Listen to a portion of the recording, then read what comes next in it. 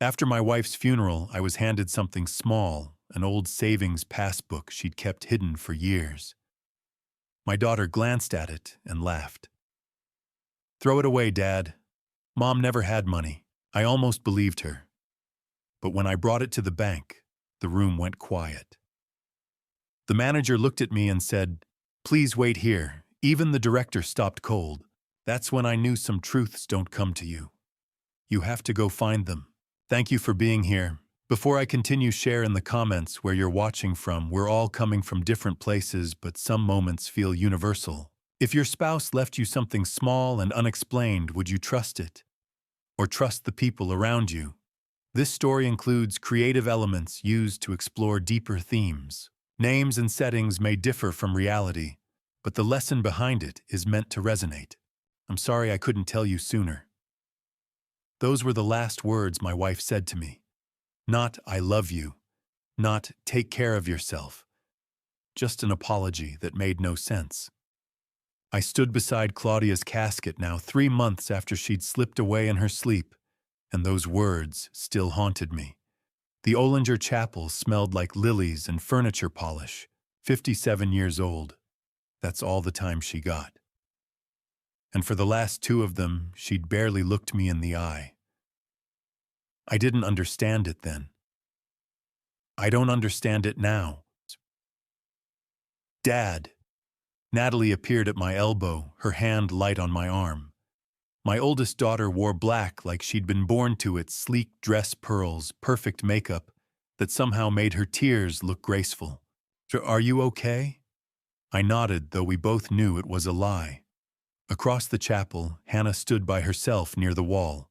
My youngest daughter wore a simple black dress, her brown hair pulled back in a plain ponytail. She looked small, alone.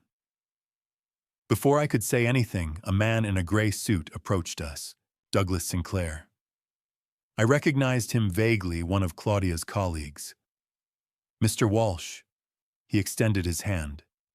"I'm so sorry for your loss. Claudia was a remarkable woman." He reached into his jacket and pulled out a manila envelope. "Claudia asked me to give this to you. After." He pressed it into my hands. She was very specific about the timing. I stared at the envelope. My name was written in Claudia's neat handwriting.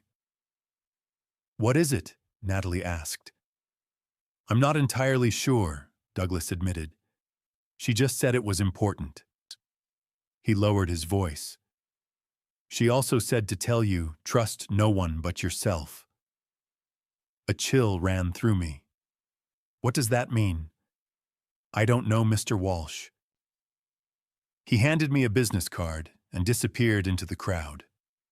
I opened the envelope. Inside was something wrapped in tissue paper and a folded note. I unwrapped it carefully. A passbook, old-fashioned, the kind banks stopped issuing 20 years ago. The cover was worn edges soft from age. Heritage Community Bank, it said, in faded gold letters. I opened it. Claudia's name, an account number, the date March 15th, 1988. "What is it?" Natalie craned her neck to see. "A savings passbook." I flipped through page after page of entries, numbers I didn't understand, dates going back decades. Natalie laughed. Not cruel, not quite, but close. "Shut your savings account." "That's what she left you." She plucked it from my hands, squinting. "Dad, this is ancient. Mom probably forgot she even had this." She handed it back. "An old passbook. Mom never had money, Dad. She clipped coupons her whole life. Whatever's in there is probably empty." She patted my arm. "Don't get your hopes up." I unfolded the note. Claudia's handwriting. "Gregory, if you're reading this, I'm gone. Go to Heritage Community Bank downtown. Ask for Warren Shields. Trust no one else. I love you. See." "What does it say?" Natalie asked. I folded it back up, slid everything into my jacket pocket. "Something personal." Dad. Not now. Please. 2 hours later, our house in Capitol Hill was full of people I barely recognized. Neighbors, co-workers of Claudia's, people bringing casseroles and sympathy I didn't know what to do with. I stood in the kitchen, staring at nothing. Dad, you should eat something. Natalie appeared with a plate. You haven't had anything all day. I'm not hungry. She set the plate on the counter. Okay, I'm going to start cleaning up a bit. People will be leaving soon. I watched her move through the kitchen, efficient and graceful. She picked up empty cups, wiped down the counter. Then she reached for the manila envelope I'd left sitting there. What are you doing? I said. Just tidying. She pulled out the passbook, glanced at it again. Dad, seriously, this thing is worthless. It's just going to upset you every time you see it. Natalie, let me throw it away for you. She was already moving toward the trash can under the sink. You don't need reminders of, give it back. She paused, the passbook hovering over the trash. Then she smiled. Of course, sorry. I was just trying to help. She set it back on the counter, but I saw something in her eyes, something I didn't recognize. I need some air, I said, and walked out to the back porch. Through the kitchen window, I watched Natalie look around. The room was empty now. Everyone had drifted into the living room. She picked up the passbook again. This time, she didn't hesitate. She opened the trash can and dropped it in, pushed it down under some paper towels. Then she walked out the back door. A man was waiting for her in the driveway, tall, good-looking in that too smooth way. I'd seen him outside the chapel earlier. Natalie glanced back at the house, then leaned close to him. Did you get it? He asked, voice low. She nodded. It's done. It's garbage. Good. He touched her arm. Your old man doesn't suspect anything. He doesn't suspect anything. He never does. They walked toward the street together, and I stood there on my own porch, frozen. Inside, through the kitchen window, I saw Hannah. She'd come in from the living room. She was standing by the trash can, staring down into it. Slowly, she looked up. Our eyes met through the glass. She looked terrified. Then she turned and walked away. I couldn't sleep. The house was too quiet. That's what nobody tells you about grief. It's the silence that kills you. No sound of Claudia moving around in the bathroom. No soft breathing beside me in bed. Just emptiness that pressed down on my chest, like a weight I couldn't lift. At 4:30 in the morning, I gave up trying. I sat on the edge of the bed in the dark, my mind circling back to the same thing it had been circling since yesterday. The passbook. Natalie's hand hovering over the trash can. Let me throw it away for you. And then later, through the kitchen window, watching her drop it in, watching her walk out to that man in the driveway. It's done. It's garbage. Why would she throw it away? Claudia had left it for me, specifically, with instructions. Trust no one but yourself. I stood up, pulled on my robe, and walked downstairs. The kitchen was dark, except for the small light over the stove. The house still smelled like the casseroles people had brought yesterday, like sympathy and obligation. I stood there for a moment, staring at the trash can under the sink. 58 years old. That's what I was. 58 years old. And I was about to dig through garbage at dawn, looking for answers my wife couldn't give me while she was alive. I opened the cabinet, pulled out the trash bag. It wasn't full, we'd just changed it yesterday morning before people arrived. I set it on the floor, untied it, and started pulling things out. Paper towels, an empty casserole dish someone had left, coffee grounds, a crumpled napkin. And then I felt it. The worn cover. Soft edges. I pulled the passbook out carefully, like it might disintegrate in my hands. There was coffee grounds smudged on one corner, a wet spot from something I didn't want to identify. I wiped it off with a paper towel and carried it to the kitchen table. My hands were shaking. I sat down under the dim stove light and opened it to the first page. Claudia Coleman Walsh. Account number 478201569933. Date opened March 15, 1988. 37 years ago. We'd been married for 22 years then. Hannah was just a baby. Natalie was 5, and Claudia had opened a savings account I knew nothing about. I flipped through the pages, entry after entry, small deposits mostly.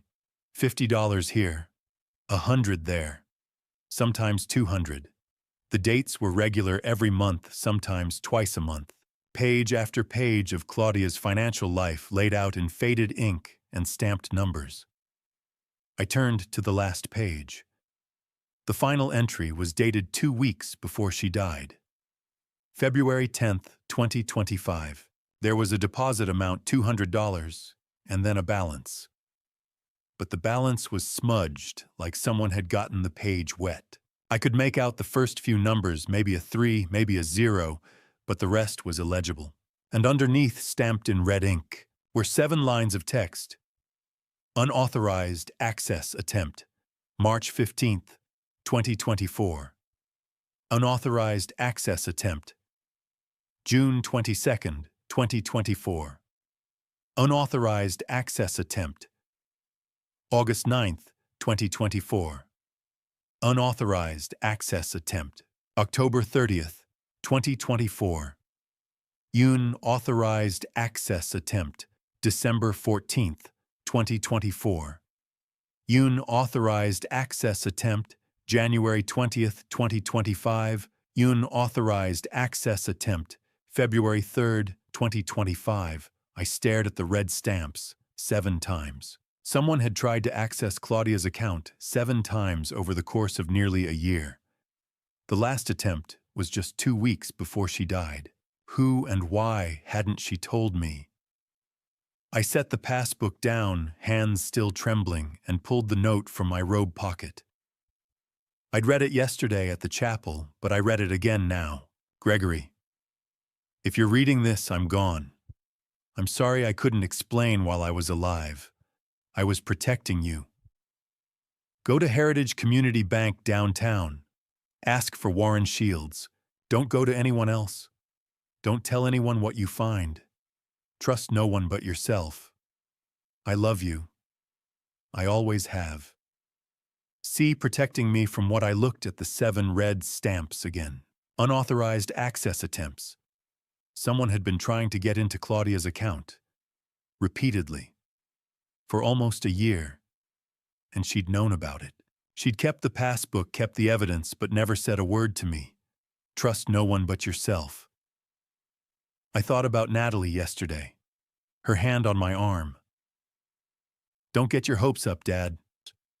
Her dismissive laugh. Mom never had money. And then later. Let me throw it away for you. I thought about the man in the driveway. Did you get it? It's done. It's garbage. My daughter had thrown away something my wife explicitly left for me. Something Claudia had protected. Something she'd kept safe through 7 attempts to access it. Why I stood up, the passbook clutched in my hand, and looked out the kitchen window. The sky was starting to lighten, not quite dawn, but close. The neighborhood was still asleep. Houses dark, streets empty. Somewhere in this quiet house, my daughters were sleeping. One of them had looked terrified when she saw the passbook in the trash.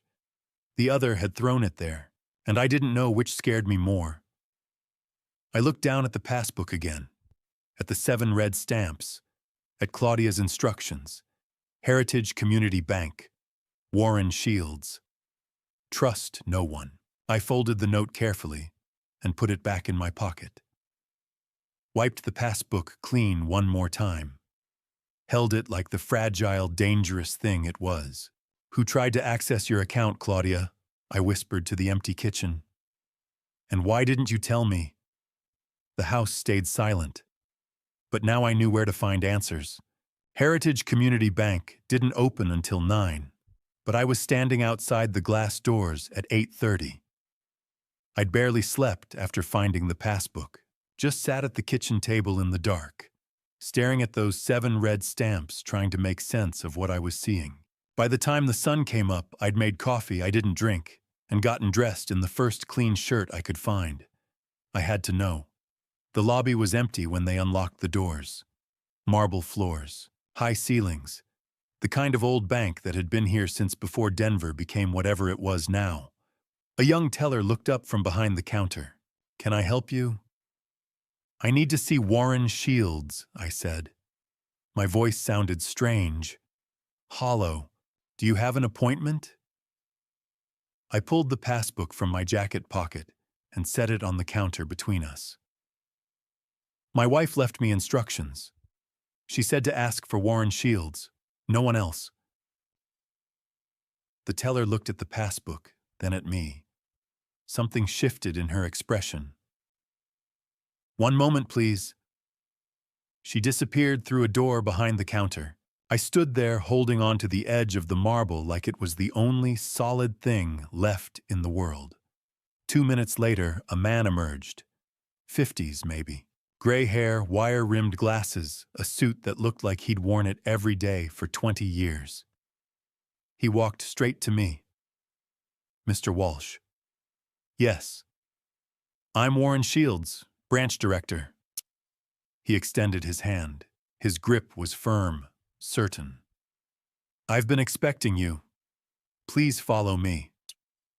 He led me through the lobby past the teller windows, into a small office with a desk and 2 chairs, and a computer that looked older than my marriage. He closed the door behind us. "I'm very sorry for your loss," he said quietly. Claudia she was a remarkable client, a remarkable woman. You knew her for many years. He gestured to the chair across from his desk. "Please, sit." I sat. Set the passbook on the desk between us. Warren picked it up carefully, like it was something fragile.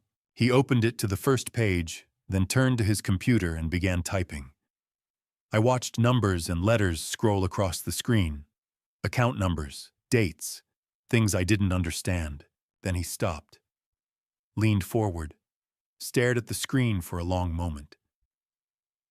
"Mr. Walsh," he said slowly. "Do you know what's in this account?" "No." My throat was dry. The balance was smudged. I couldn't read it. He turned the monitor toward me. "Account 4782-0156-9933. Account holder.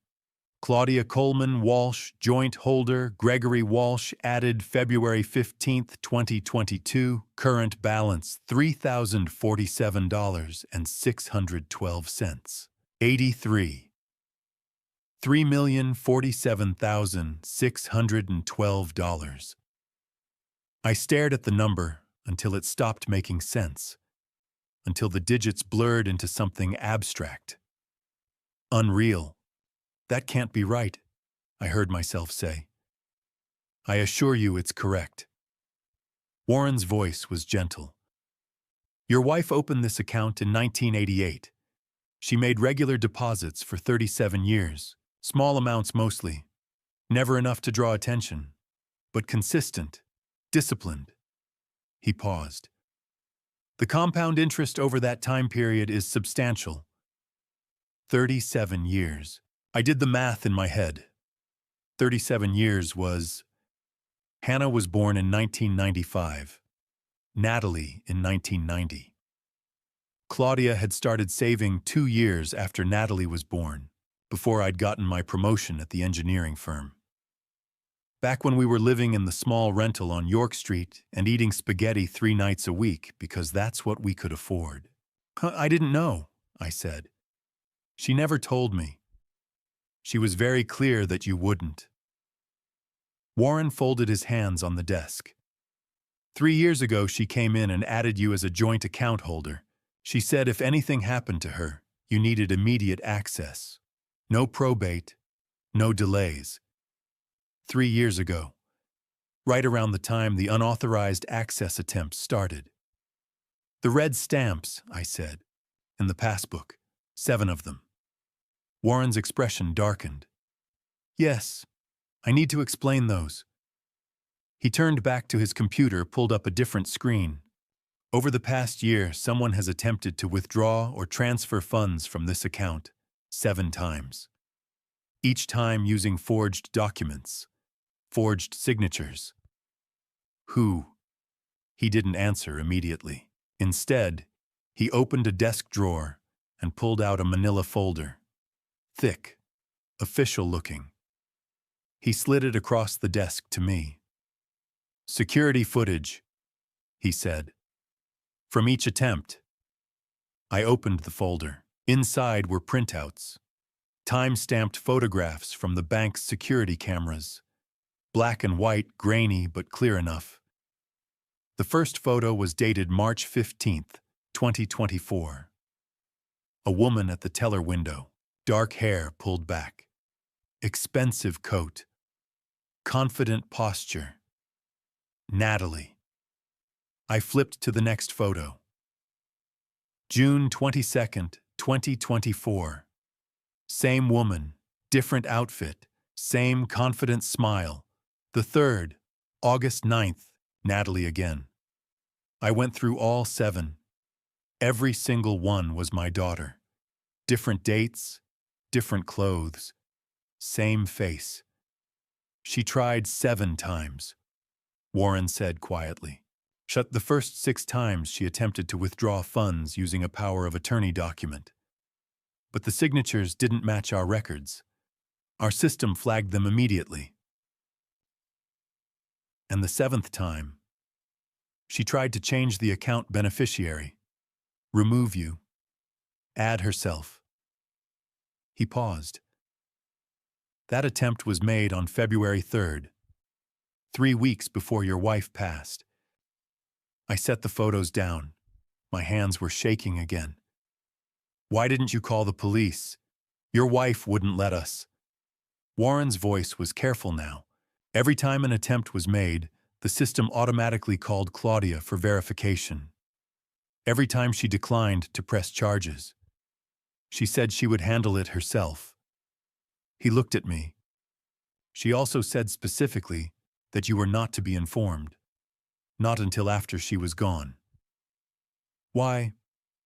I don't know, Mr. Walsh, but I can tell you this: 3 years ago, when she added you to the account, Claudia told me something. She said, Warren, if something happens to me, my husband is going to need answers, and he's going to need protection. She asked me to keep these records, all of them, the photos, the forged documents, everything.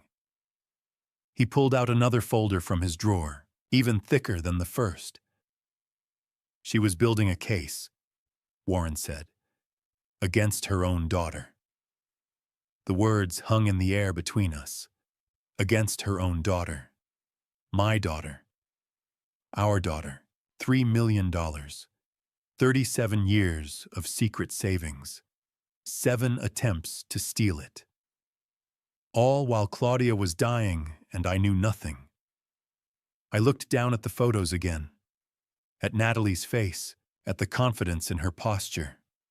The entitled smile. Mom never had money, Dad. Whatever's in there is probably empty. Let me throw it away for you. She knew.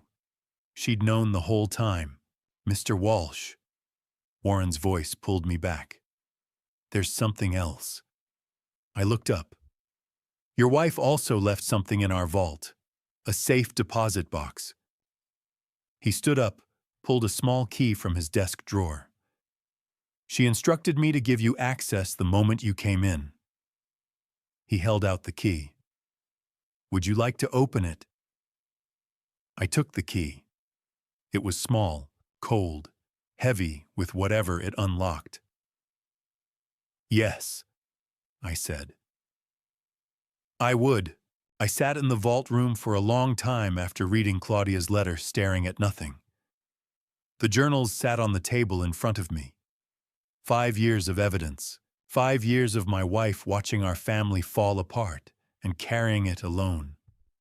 He would never believe his golden child is a thief. She was right, but it was worse than that. 3 years ago, Hannah came over for dinner. Just the four of us, me, Claudia, both girls. Rare even then. Natalie was always busy. Hannah was quiet as usual, picking at her food. Halfway through the meal, Hannah set down her fork. "Dad, I need to talk to you about something." Natalie looked up, eyes sharp. "What is it, honey?" I asked. Hannah hesitated, glanced at her sister. "It's about... Natalie borrowed money from me last year. $20,000. She said she'd pay me back in 6 months. It's been 14 months now." Hannah. Natalie's voice was soft, wounded. "I told you I'm working on it. Things have been difficult." "I know, but I'm struggling with rent and... You're bringing this up at dinner." Natalie's eyes filled with tears. Perfect tears, right in front of Mom and Dad. "You know I've been dealing with the divorce and the business problems." "I didn't mean... It's fine." Natalie stood up, dabbed at her eyes with a napkin. "I understand. You need your money. I'll figure something out." She looked at me. "I'm sorry, Dad. I didn't want you to see me like this." She was already grabbing her purse, heading for the door. I followed her to the driveway. "Sweetheart, it's okay. Money is tight for everyone right now. I don't want to be a burden, Dad." She wiped her eyes. "Hannah's right. I should have paid her back by now. I'm failing at everything." "You're not failing. You're going through a rough patch." I pulled out my wallet. "How much do you need right now?" "Dad, no." "How much?" She hesitated. "If I could just borrow $30,000, I could pay Hannah back and cover expenses until the new contract comes through." "Done." I wrote her a check right there. "Pay Hannah back first. The rest is yours." She hugged me. "Thank you, Daddy. I don't know what I'd do without you." I watched her drive away. Then I went back inside. Hannah was clearing the table, her face red. Claudia stood by the sink, her back to me. "That wasn't fair to Natalie," I said to Hannah. "Ambushing her like that at dinner." Hannah's hands froze on a plate. Ambushing her. Bringing up money issues in front of everyone. If you needed to discuss it, you should have called her privately. I did call her 15 times. She never answers. She's going through a divorce, Hannah. Try to be more understanding. Understanding. Hannah's voice cracked. "Dad, she..." "That's enough." I didn't raise my voice. Didn't need to. "Your sister is struggling. The least you can do is show some compassion instead of jealousy." The word hung in the air. Jealousy. Hannah set the plate down carefully. Picked up her purse. "I should go." "Hannah." But she was already out the door. Claudia never turned around from the sink. Never said a word. 2 years ago, I came home from work and found Claudia sitting at the kitchen table, staring at nothing. I'd been noticing it more, the distance, the silence, the way she barely looked at me anymore. "Hey." I set my briefcase down. "You okay?" She didn't answer immediately. When she did, her voice was flat. "I'm fine." "You don't seem fine. You haven't seemed fine for months." I sat across from her. "Talk to me." "Nothing's going on." "Claudia." I said, "I'm fine, Gregory." She stood up, walked to the sink, started washing dishes that were already clean. "What is this about us?" I asked quietly. "Are we okay?" "We're fine, But we weren't fine. I knew we weren't fine. I just didn't know why. Later that week, Natalie stopped by. She found me in the garage organizing tools I didn't need to organize. "Dad, you okay?" "Yeah, just thinking." She leaned against the workbench. "Is it Mom?" I looked up. "What?" "Mom. She seems distant lately. Is everything okay between you two?" "I don't know." The admission felt like failure. "She won't talk to me." Natalie nodded slowly. "She said something to me last week. About you." My chest tightened. "What did she say?" "I don't know if I should." "Natalie, please." She hesitated. "She said she feels like you don't make time for her anymore, that you're always working, and she's just alone." She said that. "I'm sorry, Dad. I shouldn't have told you. I just hate seeing you both like this." After Natalie left, I tried harder, came home early, suggested dinner out, a weekend away. But every time Claudia had an excuse. She was tired. She had work. She wasn't feeling well. Eventually, I stopped trying. What I didn't know was that Claudia had never said any of it. Never complained about me working. Never said she felt alone. And Natalie had gone to Claudia too.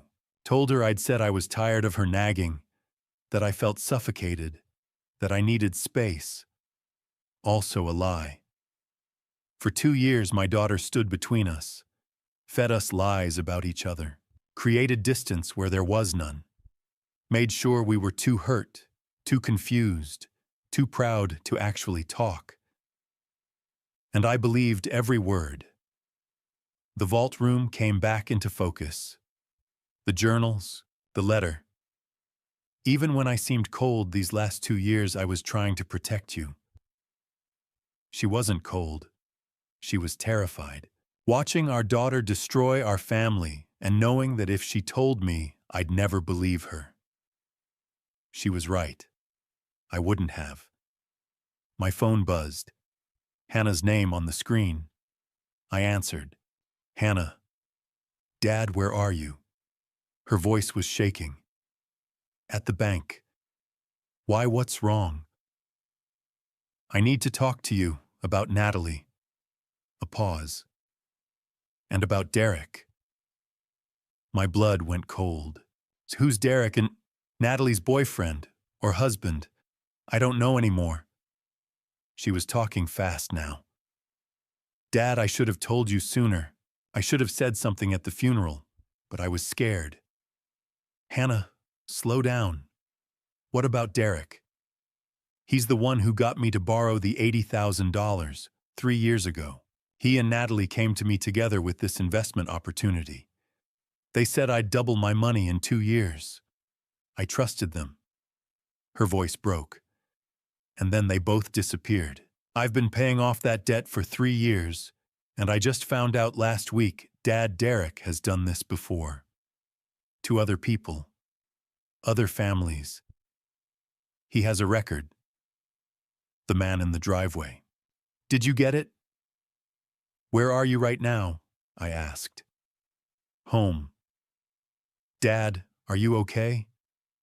You sound—" "I'm coming over. Don't go anywhere. Don't talk to Natalie. Don't answer if she calls." "Okay, Dad. I'll be there in 20 minutes." I hung up. Looked down at Claudia's letter one more time. Natalie is not working alone. Now I had a name. Derek. Washington Park was nearly empty when I arrived. Late morning on a weekday. Hannah sat on a bench near the lake, arms wrapped around herself like she was trying to hold something in. I sat beside her. Neither of us spoke for a moment. We just watched the ducks glide across the water. "Thank you for coming," she said finally. "You said you needed to talk about Derek." She nodded. 3 years ago, Natalie called me. Said she wanted coffee. Just us. Sister time. a bitter smile. We hadn't done that in years. I should have known something was wrong. What happened? She brought someone with her. Derek introduced him as her boyfriend. He was charming, confident, the kind of person who makes you feel special. Hannah's hands twisted in her lap. They told me about an investment opportunity, real estate development in Colorado Springs. Derek showed me projections testimonials. It looked legitimate. How much? 80,000. She said it fast. I told them I didn't have that. Derek said I could take out a loan. The returns would be so good, I'd pay it back in 18 months and still have profit. He promised to double my investment in 2 years. And you believed him. Natalie vouched for him, Dad. She said she'd already invested. She said you and Mom were thinking about it too. Hannah looked at me. Were you? No. We never heard about it. She closed her eyes. Of course not. So you took out a loan. First Mountain Credit Union. 80,000 at 12%. No collateral, so the rate was high. I thought it didn't matter because I'd pay it back fast. What happened?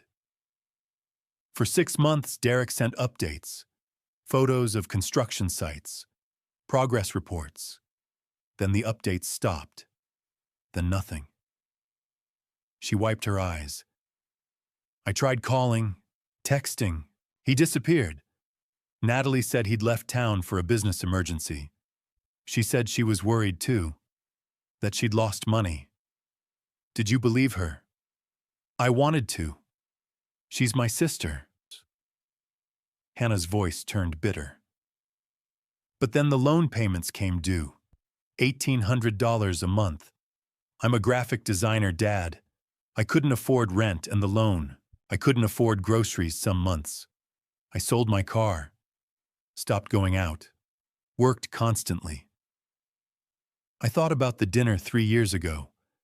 Me writing Natalie a check. Me calling Hannah jealous. Why didn't you tell me? I tried. Her voice was quiet.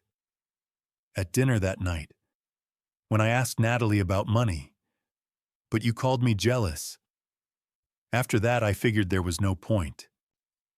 You weren't stupid. You were lied to.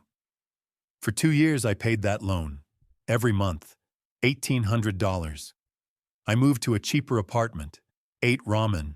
I couldn't even afford to take time off for Mom's funeral. Tears streamed down her face. Then 8 months ago, the credit union called. Said my loan had been paid in full. $80,000. Gone. They said it was anonymous. You didn't know who. I thought maybe Natalie felt guilty. Or Derek paid me back. I didn't understand. She looked at me. Until yesterday. I saw you with the passbook. Saw Natalie throw it away. And I knew. Mom had been watching everything. I pulled out the receipt from my jacket, handed it to her. Hannah read it slowly. Loan payoff. Hannah Walsh. $80,000. Paid by Claudia Coleman Walsh. She saved me, Hannah whispered. She knew I was drowning and didn't say anything. She just saved me. She loved you. She wanted to protect you. Why didn't she tell me? Because if she did, it would tear the family apart. She was trying to build a case quietly. And then she died before she could finish. Yeah. We sat in silence. The ducks kept swimming. The world kept moving. There's something else, Hannah said. About Derek. I looked at her. After the funeral, I searched for him online. Derek Samuel Morrison, 40 years old. He has a criminal record. She pulled out her phone, showed me a mugshot. The same man from the driveway. Elder fraud. Financial exploitation. Arrested in Florida in 2012, Arizona in 2016. Both times he targeted older people, fake businesses, retirement money. He served time in both states. My blood went cold. And now he's with Natalie. Yeah. Hannah's voice was steady now. He's done this before, Dad, to other families. I think he targeted Natalie, used her to get to the rest of us. I stared at the photo. Derek Samuel Morrison. The man who'd gotten my daughter to steal. The man who'd tried to take $3 million from my wife. The man who was still out there. We're going to the police, I said. Right now. Hannah nodded. Okay. But as we stood to leave, I looked back at the lake. Thought about Claudia. How she'd seen all of this coming. How she'd saved Hannah without taking credit. Trust no one but yourself. Derek wasn't just Natalie's boyfriend. He was the predator. And we were the prey. By the time we got back to my house, it was dark outside.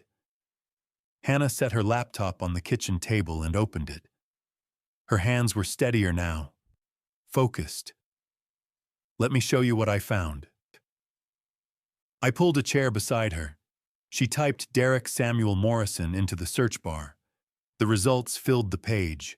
News articles, court records, mugshots, a trail of destruction stretching back over a decade. Here. She clicked on the first article. Miami Herald, August 2012. Local man arrested in elderly fraud scheme. Derek's photo stared back at me. Younger but the same face, the same smile. Hannah read aloud. Derek Samuel Morrison, 32, arrested for defrauding 3 elderly victims out of $420,000. Charged with wire fraud, identity theft, and exploitation of the elderly. What happened to him? Pleaded guilty, 18 months in Florida State Prison, released March 2014. And then, Arizona. She clicked another article. Phoenix New Times, October 2016. Man sentenced in retirement scam. Derek Morrison, 36, sentenced to 2 years for targeting retirees. Posed as a financial advisor. Convinced victims to liquidate retirement accounts. Total losses exceeded $600,000. I stared at the screen. He served time. Got out. Did it again. Yeah. Released from Arizona in December 2018. She pulled up a Facebook profile. 1 month later, he was in Colorado. The profile showed Derek at Red Rocks. January 2019. She scrolled through his photos. Most were ordinary hiking restaurants, concerts. Then she stopped on one dated April 2019. Derek and Natalie. His arm around her shoulders. Her smile bright and genuine. 6 years ago, I said quietly. Right when he got to Colorado. She clicked through more photos. May 2019 Rockies game. June dinner somewhere fancy. August 2019, a selfie in front of my house. My house. He targeted her, I said. Look at this. Hannah pulled up another article. Arizona Republic, November 2016. 2 women arrested in elder fraud case. 2 mugshots. Both women in their 30s.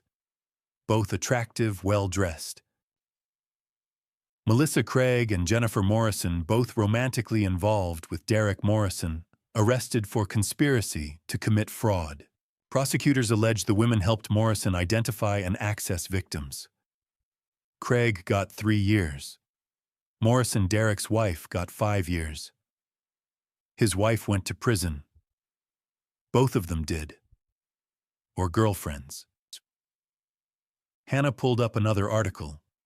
The first was in Florida. Sarah Bennett helped Derek forge documents and access bank accounts. 2 years, I sat back. He finds women, uses them. When they get caught, he disappears. 3 times that we know of. Florida, Arizona, Colorado. Same pattern. Meet a woman. Charm her. Get her to help him target people, usually family.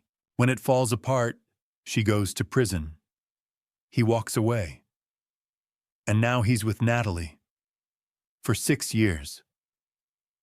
I thought about Claudia's journals. The first entry was March 2020, 1 year after Derek appeared. He spent a year getting close before Natalie started stealing. He's patient. Hannah clicked through more photos. Derek at Thanksgiving 2019. I barely remembered him being there. Just some guy Natalie was dating. Quiet, polite, forgettable. That was the point.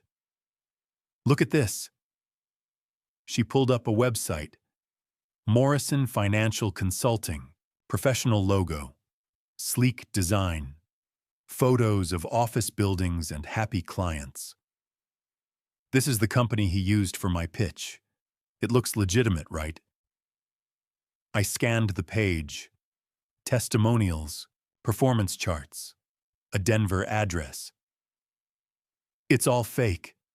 The address is a UPS store. The phone number's a burner. The testimonials are stock photos. This woman, she pointed to a smiling blonde. She's a Russian stock model, never invested $1 with Derek. I felt sick. How did you find all this? I've had 3 years to dig, Dad. 3 years paying off that loan and wondering who he really was. She closed the laptop. He's a predator. He's careful. He's smart. And he's still out there. I stood up, walked to the window. The street outside was quiet. Ordinary. Somewhere out there, Derek Morrison was planning his next move. Or maybe he'd already found a new woman in a new state. There's one more thing, Hannah said. I turned around. She opened one of the folders I'd brought from the bank. You said Claudia left emails.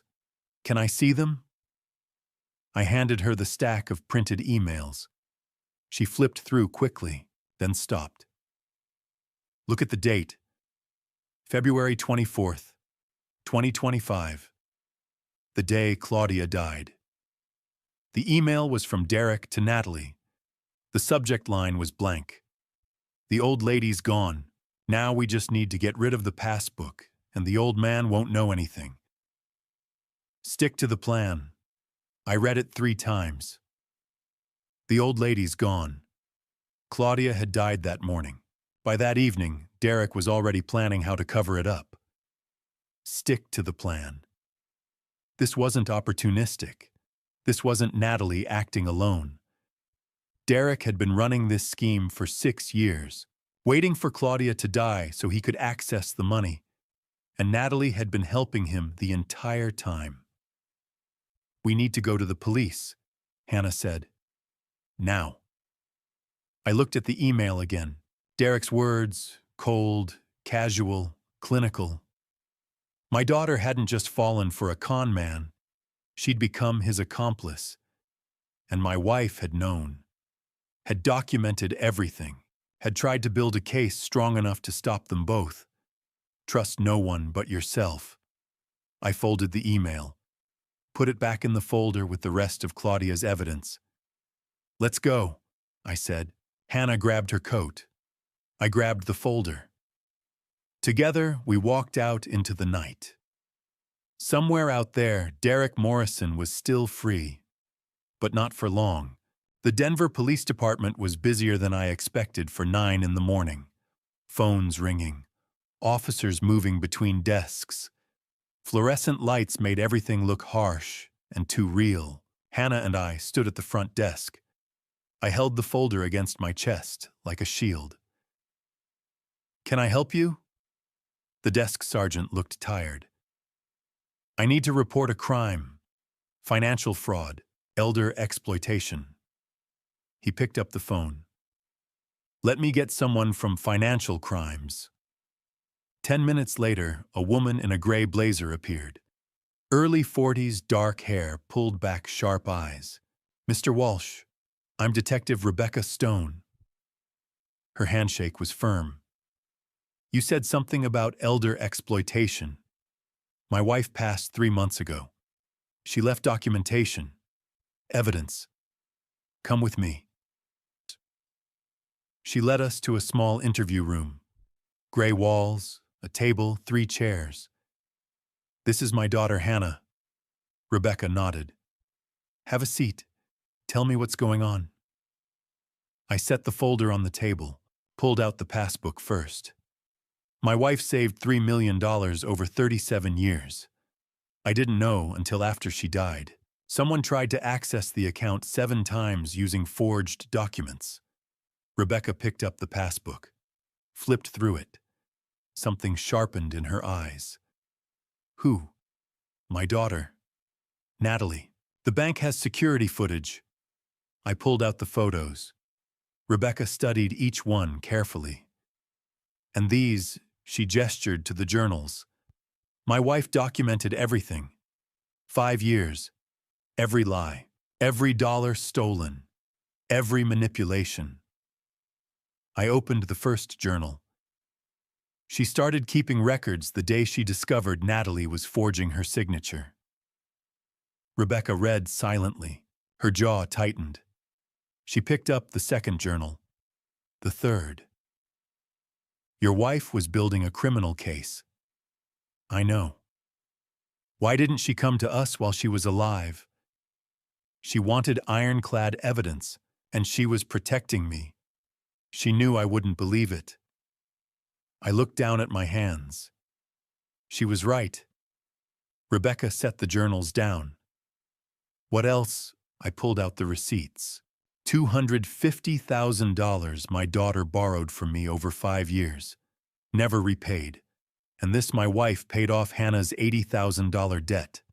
A debt Natalie and her boyfriend created through a scam. So, boyfriend, Derek Samuel Morrison. Hannah showed Rebecca the mugshot. 2 prior convictions for elder fraud, Florida and Arizona. Rebecca's expression changed. She took the phone, studied the photo, turned to her computer. Derek Morrison. I know that name. FBI has him on a watch list for interstate fraud. He's been with Natalie for 6 years, I said. I think he targeted her to get to our family.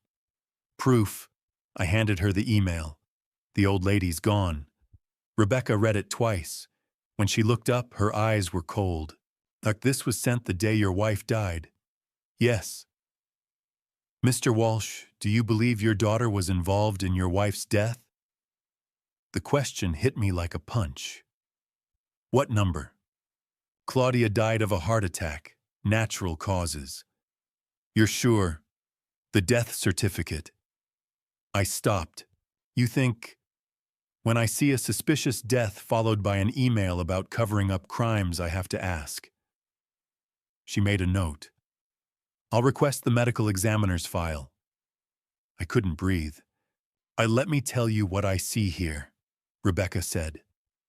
Elder financial abuse, identity theft, forgery, conspiracy to commit fraud. 7 felony counts minimum against Natalie Walsh. If Derek Morrison is involved, we're looking at interstate fraud, possibly RICO charges. There are 3 more victims, Hannah said quietly. Rebecca looked at her. Haturtilo. What? Natalie worked as a care coordinator for a senior services nonprofit from 2020 to 2023. She had access to elderly clients. 3 people filed complaints about missing money. The nonprofit fired her, but no one pressed charges. Rebecca's pen was moving fast. Names. Hannah pulled out a paper. Evelyn Tucker, 78, $15,000 in a fake real estate investment. Raymond Fisher, 83, $22,000 in a veterans charity scam. Irene Fletcher, 80. She was my mom's neighbor. $18,000 for fake home repairs. Rebecca stared at the list. Your sister targeted elderly people for 3 years. Yes. This isn't family drama. Rebecca looked at me. Your daughter and Derek Morrison are serial predators. Multiple victims. Multiple schemes.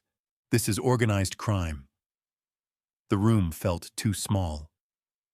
What happens now? I asked. I'm opening a formal investigation. I'll contact the FBI about Morrison. I'll reach out to these victims for statements. She looked at me. And I'll need yours. Everything. Timeline interactions, what Natalie said and did. I'll do it. You understand what this means. If we arrest Natalie, you'll have to testify in court.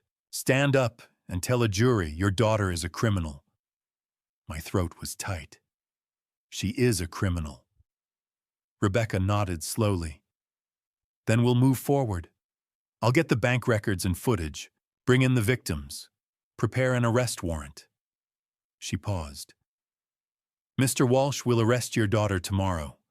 She'll be arraigned within 48 hours. Are you ready for that? Was I ready to watch my daughter get handcuffed, to see her in court, to testify against her? No. But Claudia had been ready, had prepared for years, had carried this burden alone. Now I had to finish what she started. Yes, I said. I'm ready. Rebecca stood, extended her hand. Then let's get justice for your wife. I shook her hand, and for the first time since Claudia died, I felt like I was doing something she would have wanted. Not forgiveness, not mercy, justice. 2 days later, I stood across the street from Natalie's house in Cherry Hills Village and watched 2 police cruisers pull up to the curb. I didn't have to be there. Rebecca had told me that, but I needed to see it, needed to know it was real. The house was massive. 3 stories, brick facade, perfectly manicured lawn. I'd helped Natalie with the down payment 4 years ago. $50,000 I'd thought was going toward her future. Now I knew where the money really came from. Rebecca got out of the first car. 2 uniformed officers followed. They walked up the curved driveway to the front door. Rebecca knocked. It took 30 seconds. Then the door opened. Natalie stood there in yoga pants and an expensive sweater. Her hair was perfect. Her makeup was perfect. She looked like she was about to head to brunch, not get arrested. She saw Rebecca's badge. Her face changed. Can I help you? Natalie Walsh. Yes. I'm Detective Rebecca Stone, Denver Police. I have a warrant for your arrest. Rebecca pulled out the paper. Our charges include elder financial abuse, identity theft, forgery, and conspiracy to commit fraud. Natalie's mouth opened. What, there must be some mistake. No mistake. Please turn around and put your hands behind your back. Wait. Wait. Natalie's voice rose. I need to call my lawyer. You can't just... You can call your lawyer from the station. Turn around. That's when Natalie saw me, standing across the street, watching. Her face went white. Dad. I didn't move. Dad, what's happening? What did you tell them? Rebecca pulled out handcuffs. Ma'am, I'm not going to ask again. No. No, this is insane. Natalie stepped back. Dad, tell them this is a mistake. Tell them. 2 neighbors had come out of their houses now, standing on their porches, watching. Dad, please. Natalie's voice cracked. Real tears now, or tears that looked real. I couldn't tell anymore. I made mistakes, okay, but I'm your daughter. You can't let them do this to me. I crossed the street, slowly, stopped at the edge of her driveway. Natalie looked at me like I was her last hope. Daddy, please. I know I messed up. I know I borrowed too much money. But we can fix this. As a family. We don't need the police. Please. I reached into my jacket, pulled out the journal, the one from 2023, opened it to the page I'd marked. October 12th, 2023, I read aloud. Natalie came by today, asked if I'd updated my will recently. I said no. She said, "Well, you're not getting any younger, Mom. You should think about it." Then she laughed, like it was a joke. But I saw her face. I saw what she was really thinking. Later, when she thought I couldn't hear, she was on the phone in the kitchen. She said, "I don't know how much longer I can wait.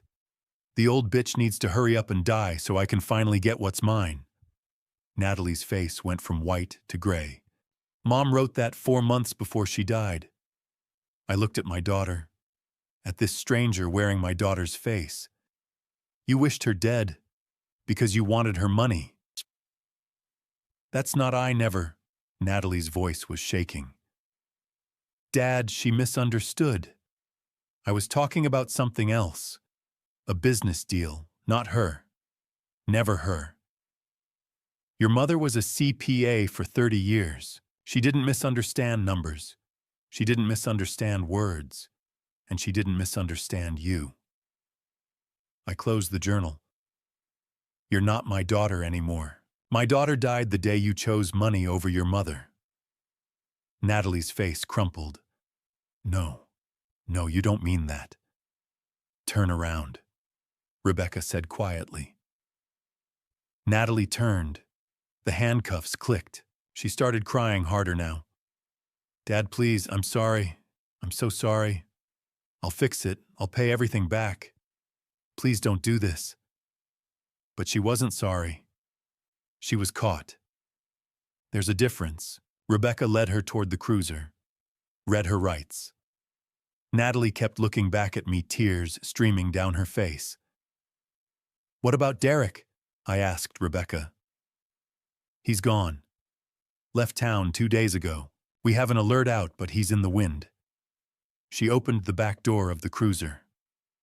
"FBI is looking for him now. Interstate flight. He'll turn up eventually." Natalie was put in the back seat. Through the window, I could see her crying. Could see her mouth moving. Probably still saying she was sorry. Still trying to manipulate. Still thinking there was a way out. The cruiser pulled away. A car pulled up behind it. Expensive. Black. A man got out in a suit that probably cost more than my mortgage payment. "Mr. Walsh." He extended his hand. I didn't take it. "Aaron Mitchell, I'm representing your daughter." "I know who you are." "Then you know I'm very good at what I do." He smiled. It didn't reach his eyes. "I've reviewed the preliminary charges. It's a lot of noise, but noise doesn't win cases. Evidence does. And evidence can be complicated. My wife left 5 years of documentation. Documentation written by a woman who sadly passed away and can't testify to its accuracy. A woman who, by your own admission, kept secrets from her husband. Who can say what was real and what was paranoia?" My hands clenched. "Are you calling my wife a liar?" "I'm saying grief does strange things to people. Makes them see patterns that aren't there. Make accusations that don't hold up in court." He adjusted his cufflinks. "My client will plead not guilty, and we'll see you in court, Mr. Walsh, where you'll have to stand in front of a jury and accuse your own daughter of wanting her mother dead. Think about how that's going to feel." He got back in his car, drove away. I stood there in the street. Natalie's neighbors had gone back inside. The street was quiet again. Normal, like nothing had happened, but everything had happened. My phone buzzed. "Hannah, Dad, are you okay?" I looked at Natalie's perfect house, at the life she'd built with stolen money, at the facade that was finally cracking. "No," I said, "but I will be." "Where are you?" "On my way home." I got in my car, drove away from Cherry Hills Village, away from the daughter I used to know. Rebecca had said Natalie would be arraigned tomorrow, that the trial would probably start in a few weeks, that I'd have to testify, stand up in front of a courtroom and repeat everything Claudia had written, everything Natalie had done. Aaron Mitchell thought that would break me. He was wrong. I'd already been broken. At Claudia's funeral, in the vault at the bank, reading 5 years of journals that showed me how blind I'd been. This wasn't breaking me. This was putting me back together. The courtroom smelled like floor polish and desperation. I'd been in courtrooms before jury duty, once a traffic ticket when I was younger, but never like this. Never sitting in the gallery watching my daughter at the defense table, her hands folded, her face carefully blank. 3 weeks had passed since the arrest. 3 weeks of sleepless nights and phone calls with Rebecca. 3 weeks of preparing myself for this moment. Hannah sat beside me. Her hand found mine and squeezed. The room was more crowded than I expected. Media in the back rows, Natalie's neighbors, people I didn't recognize. And in the third row on the left, 3 elderly people sat together. Evelyn Tucker, Raymond Fisher, Irene Fletcher, the people my daughter had stolen from. Irene caught my eye. She'd been Claudia's friend, had come to our house for coffee, had trusted us. She nodded once, her face sad but resolute. I nodded back. All rise. Everyone stood. Judge Patricia Morrison entered, a woman in her 60s with gray hair and sharp eyes that missed nothing. We sat when she did. The state of Colorado versus Natalie Elizabeth Walsh, the bailiff announced.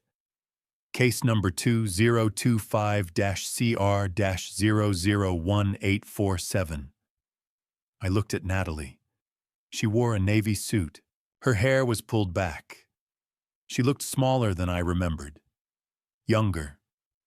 Like the daughter I used to know before Derek, before the stealing, before everything. Aaron Mitchell sat beside her, expensive suit, calm expression. On the other side of the room, Andrea Connolly stood at the prosecution table. Early 40s, dark suit, a stack of folders in front of her that I knew contained 5 years of Claudia's documentation. Ms. Connolly, Judge Morrison said, opening statement. Andrea stood, walked to the center of the room, looked at the jury, 12 people who would decide my daughter's fate. Thank you, Your Honor. Her voice was clear, strong. Ladies and gentlemen of the jury, this case is about trust, about family, and about what happens when someone violates both in the most calculated way possible. She gestured to a screen on the wall. A photo appeared. Claudia, smiling, alive. My chest tightened. This is Claudia Coleman Walsh. For 37 years, she saved money. Small amounts. $50 here, $100 there. She was a CPA, a woman who understood numbers, understood planning. By 2025, she had saved $3,047,000. The jury leaned forward. Claudia never told anyone about this account. Not her husband, not her daughters. She kept it secret because she was afraid. Afraid of the defendant. Andrea pointed to Natalie, her own daughter, because for 5 years the defendant attempted to steal that money. 7 times. 7 separate attempts using forged documents, forged signatures, lies. Andrea clicked through images. The security footage from the bank. Natalie at the teller window. Different dates. Different clothes. Same face. The defendant didn't act on impulse. This was calculated. Patient. Cruel. While her mother was dying, the defendant was trying to steal her life savings. And when the attempts at the bank failed, the defendant turned to other victims. 3 more photos appeared. Evelyn, Raymond, Irene. Evelyn Tucker, 78 years old. The defendant convinced her to invest $15,000 in a fake real estate fund. Raymond Fisher, 83. The defendant ran a fake charity and stole $22,000 intended for veterans. Irene Fletcher, 80. The defendant took $18,000 as a deposit for home repairs that never happened. Andrea's voice hardened. 3 elderly victims. $55,000 stolen.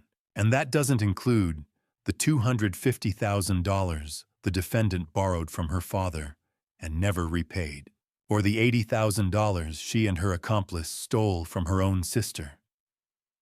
Hannah's hand tightened in mine. The charges are 7 counts of attempted fraud, 3 counts of elder financial abuse, identity theft, forgery, conspiracy to commit fraud. The evidence will show that Natalie Walsh is not a victim. She is a predator, and the jury will have the opportunity to hold her accountable. Andrea sat down. Judge Morrison looked at Aaron Mitchell. Mr. Mitchell, your opening statement. Aaron stood, buttoned his jacket, walked slowly to the center of the room. He didn't look at the jury right away. He looked at Natalie. Let them see his client, young, vulnerable, alone. Ladies and gentlemen, my name is Aaron Mitchell, and I represent Natalie Walsh. And I'm here to tell you about the real predator in this case. He paused. Derek Samuel Morrison. He clicked a button. Derek's mugshot appeared on the screen. Derek Morrison, 40 years old, 2 prior convictions for elder fraud in Florida and Arizona. A professional con man who targets women, manipulates them, uses them to access money, and then disappears when things go wrong. Derek Morrison met Natalie Walsh 6 years ago. He was charming, confident. He told her he loved her. And slowly, methodically, he turned her into a tool for his crimes. Aaron's voice was smooth, sympathetic. The prosecution wants you to believe Natalie is a mastermind, but the evidence will show she's a victim, a woman manipulated by a career criminal. Yes, she made mistakes. Yes, she trusted the wrong person, but making mistakes is not the same as being a criminal. He gestured to the empty chair beside Natalie. Derek Morrison isn't here. He fled, abandoned Natalie the moment the police got involved. Because that's what he does. He uses women and leaves them to face the consequences alone. That's exactly what happened to 2 other women, both of whom went to prison while Derek walked free. Aaron turned to the jury. The prosecution has documents. They have journals written by a woman who tragically passed away and cannot be cross-examined. They have security footage that shows Natalie at a bank, but not what Derek told her to do, not the threats he made. Not the control he had over her. He paused. Let the words sink in. My client is not innocent of everything, but she is innocent of being a predator. She's a victim of one, and I'm asking you to see the difference. He sat down. Judge Morrison looked at the jury. You've heard the opening statements.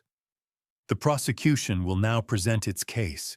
This trial will determine whether Natalie Walsh is a victim, as the defense claims, or a willing participant in a 5-year scheme to defraud her family and vulnerable elderly people. She looked at Andrea. Call your first witness. Andrea stood. Her eyes met mine across the room. The prosecution calls Gregory Walsh to the stand. The room went silent. Hannah squeezed my hand one more time, then let go. I stood. My legs felt unsteady. Every eye in the room was on me as I walked to the witness stand. The bailiff held out a Bible. Do you swear to tell the truth, the whole truth, and nothing but the truth? I looked at Natalie. She was staring at me. Her eyes were wet. I do, I said. I sat down. Andrea approached. Behind her, Natalie looked small and scared at the defense table. Aaron Mitchell's pen was poised over his notepad, ready to tear apart everything I was about to say. And somewhere in the third row, 3 elderly people waited to hear me tell the truth about what my daughter had done to them. To all of us. Andrea's first question was simple. Mr. Walsh, how long were you married to Claudia Coleman Walsh? 36 years. And when did you first learn about the $3 million account? I took a breath. The day of her funeral. Can you tell the jury what happened that day? And I did. I told them everything. They asked me to tell the truth. So I told them everything, even the parts that broke me. Andrea stood in front of the witness stand. Behind her, 12 jurors watched. Natalie sat at the defense table, her hands folded, her face pale. Mr. Walsh, tell the jury what happened the day of your wife's funeral. I took a breath. A lawyer gave me an envelope. Inside was a savings passbook and a note from my wife. She told me to go to Heritage Community Bank, to trust no one. What did you do with the passbook? I didn't have time to look at it. Afterward, at my house, Natalie saw it. She said it was probably empty, that Mom never had money. She tried to throw it away for me. I paused. Later, when I wasn't looking, she threw it in the trash anyway. How do you know? I saw her through the kitchen window. She waited until I went outside. Then she threw it away and walked out to meet someone. Derek Morrison. What did you do? I couldn't sleep that night. At 4:30 in the morning, I dug through the trash. I found the passbook. What did you find? Pages of deposits going back to 1988, and on the last page, 7 red stamps. Unauthorized access attempts. Someone had tried to get into my wife's account 7 times. Did you know who? Not then. The next morning, I went to the bank. The director told me there was $3,047,000 in the account. A murmur went through the courtroom. And you had no idea this account existed? None. My wife saved that money for 37 years without telling me. What else did you learn? He showed me security footage. 7 attempts to withdraw money using forged documents. Every attempt was Natalie. I looked at my daughter. She was crying quietly. He also told me my wife had a safe deposit box. Inside were 5 journals. My wife documented everything Natalie did for 5 years. Every lie. Every theft. Andrea handed me a journal. Mr. Walsh read the entry from March 14, 2020. My hands shook. Today I discovered Natalie has been forging my signature. I found a withdrawal slip in the recycling. My name, my account, but not my signature. I cannot tell Gregory yet. He would never believe his golden child is a thief. So I'm writing everything down. My voice broke.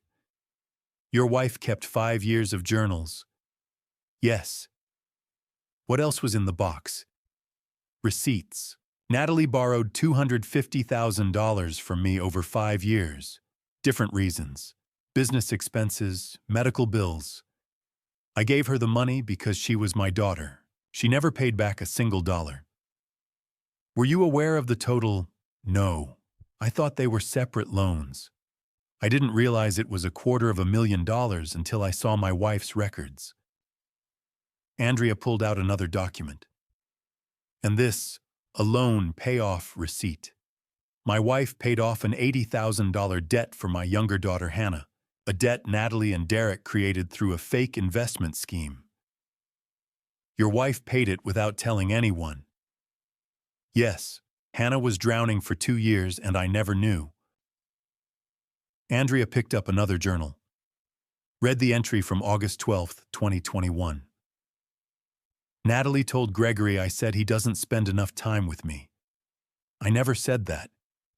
She's creating distance between us. She wants us separated so she can manipulate us individually. It's working. Did your relationship with your wife change? Yes, she became distant, cold. I thought she didn't love me anymore, but it wasn't her. It was Natalie. She was lying to both of us, telling me my wife was upset, telling my wife I was tired of her. For 2 years, she kept us apart. Andrea walked to her table. Your Honor, Exhibit M, a letter written by Claudia Walsh, February 20th, 2025, 4 days before her death. She handed me the letter. Read this to the jury. I unfolded it. My wife's handwriting. My dearest Gregory, if you're reading this, I'm gone. I'm sorry I couldn't explain while I was alive. I wanted to tell you every day for 5 years, but I needed evidence. I was protecting you from the impossible choice between your daughter and the truth. I couldn't make you choose. So I chose for both of us. I paused. Everything you need is in this box. 5 years of journals. Proof of the money Natalie took. There's one more thing. Natalie is not working alone. Someone dangerous is using her. Please be careful. Protect Hannah, she's innocent. And please don't let Natalie get away with this. Not for my sake, but for everyone else she might hurt. I love you. Even when I seemed cold, I was trying to protect you. Forever yours, Claudia. The courtroom was silent. Andrea's voice was quiet. Your wife asked you not to let Natalie get away with this. Why? Because Natalie didn't just steal from us. She stole from 3 elderly people. Evelyn Tucker, Raymond Fisher, Irene Fletcher. I looked at them in the gallery. My wife knew if Natalie got away with it, she'd do it again. No further questions. Judge Morrison looked at Aaron. Cross-examination. Aaron stood. Mr. Walsh, isn't it possible your wife was confused, that she misunderstood Natalie's intentions? I looked at him. My wife was a CPA for 30 years. She documented every theft with dates, amounts, and methods. That's not confusion. That's evidence. Aaron's jaw tightened. No further questions. Court breaks for the day, Judge Morrison said. Resumes tomorrow at 9. I stepped off the stand. Hannah was there immediately, her arms around me. Across the room, Natalie watched, her face streaked with tears. She mouthed something. Maybe, I'm sorry. I looked away. Because sorry doesn't fix 5 years of lies. Sorry doesn't bring Claudia back. And sorry doesn't save the people Natalie hurt.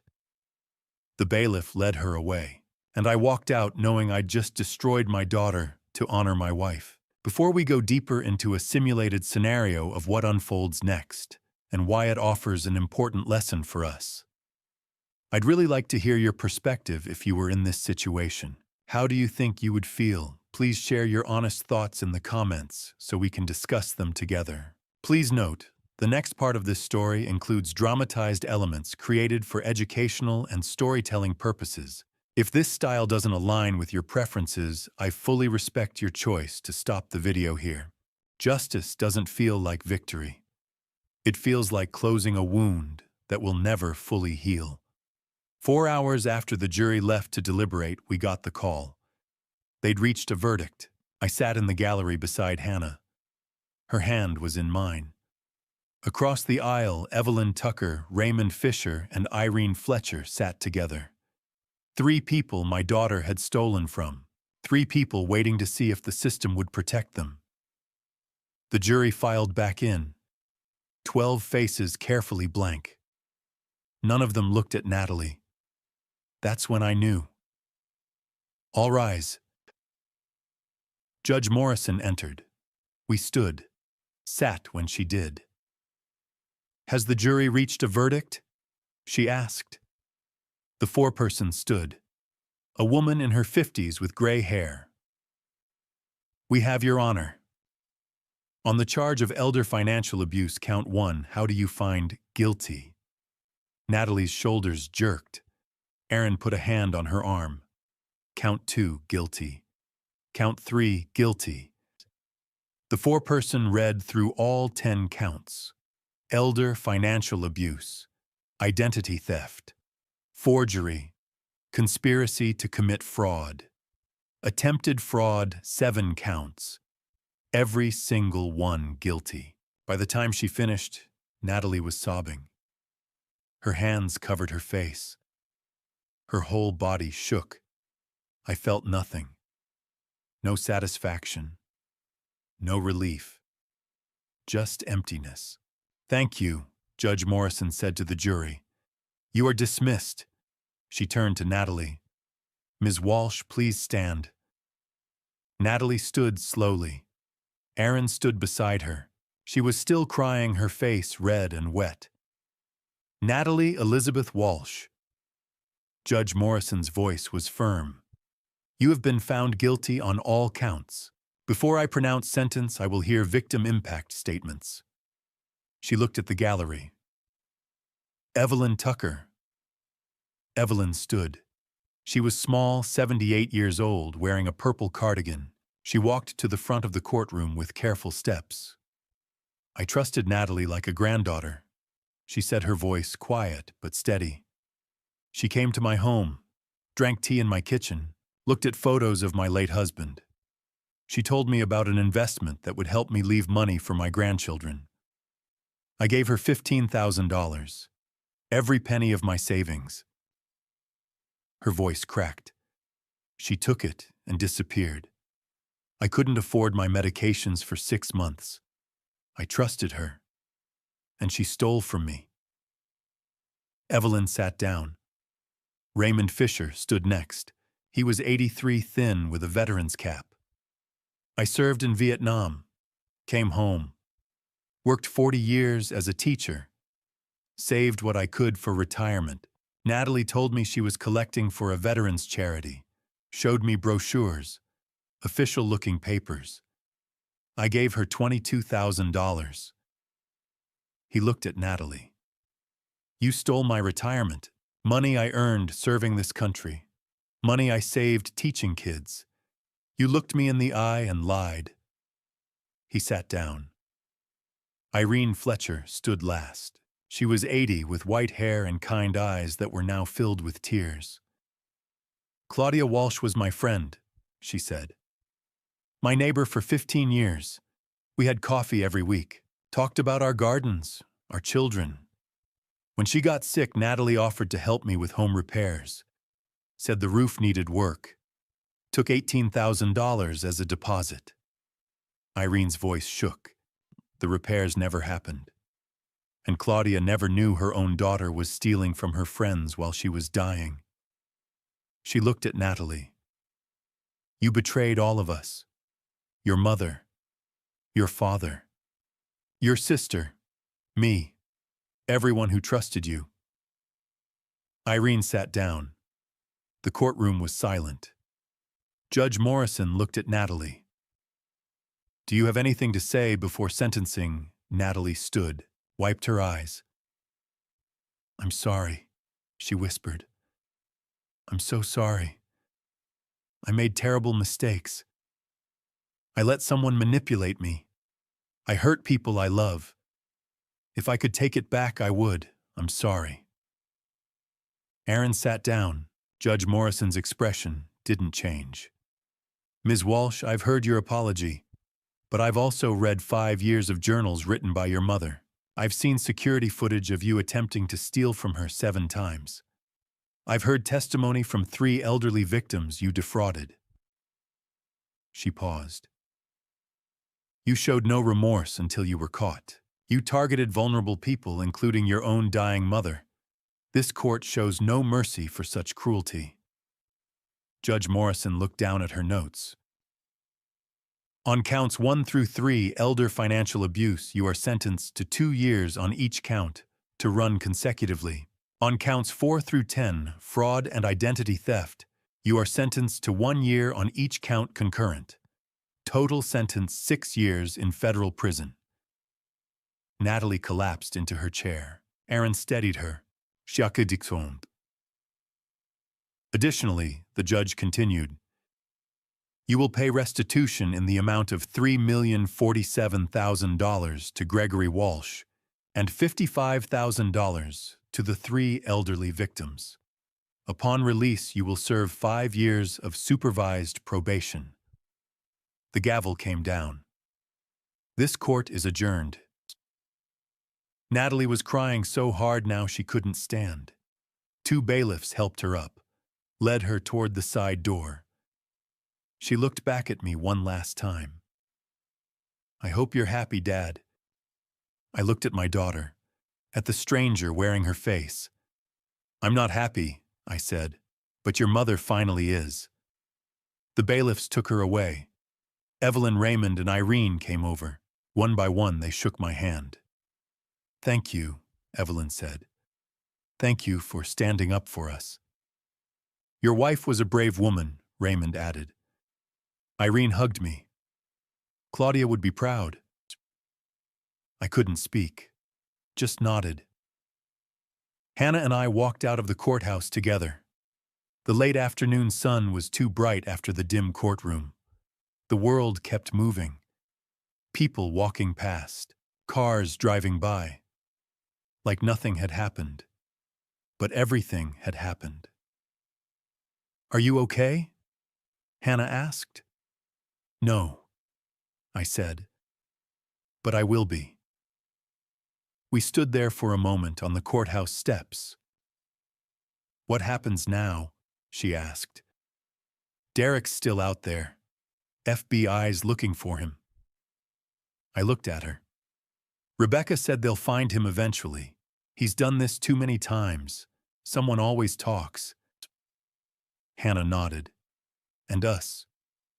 We go home. We figure out how to move forward. I put my arm around her.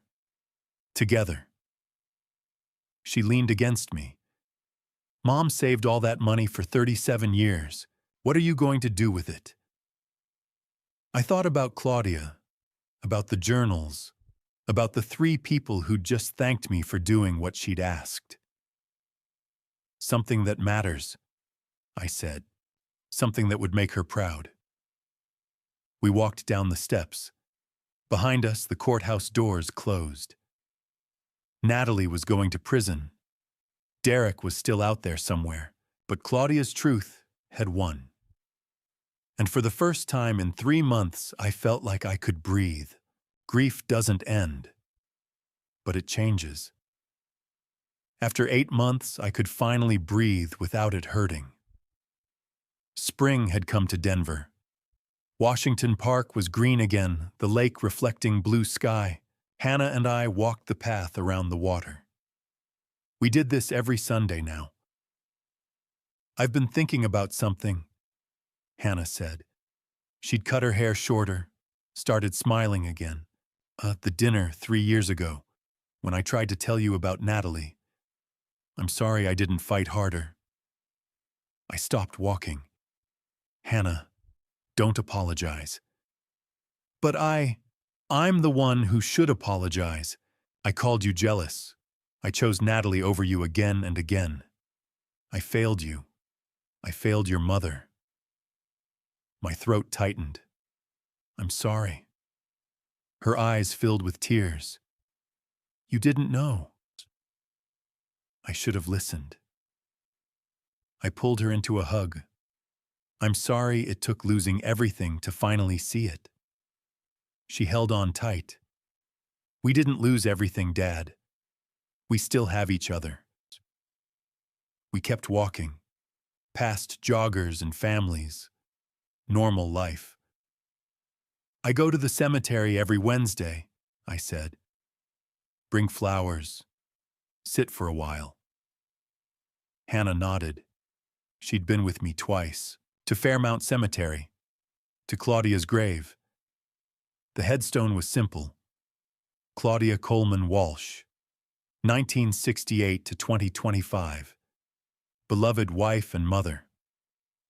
I finished the journals, I said. All 5. Yeah, took me 6 months. I could only read a little at a time. I sat on a bench. Hannah sat beside me. She wrote about loving me on every page, even when she was documenting Natalie's lies. What did she say? There's an entry from 2 years ago, October 2023. She wrote, Gregory tried to hold my hand today. I pulled away. It killed me. But I can't let him get close. If he asks the wrong question, I'll break. I'll tell him everything before I have enough proof.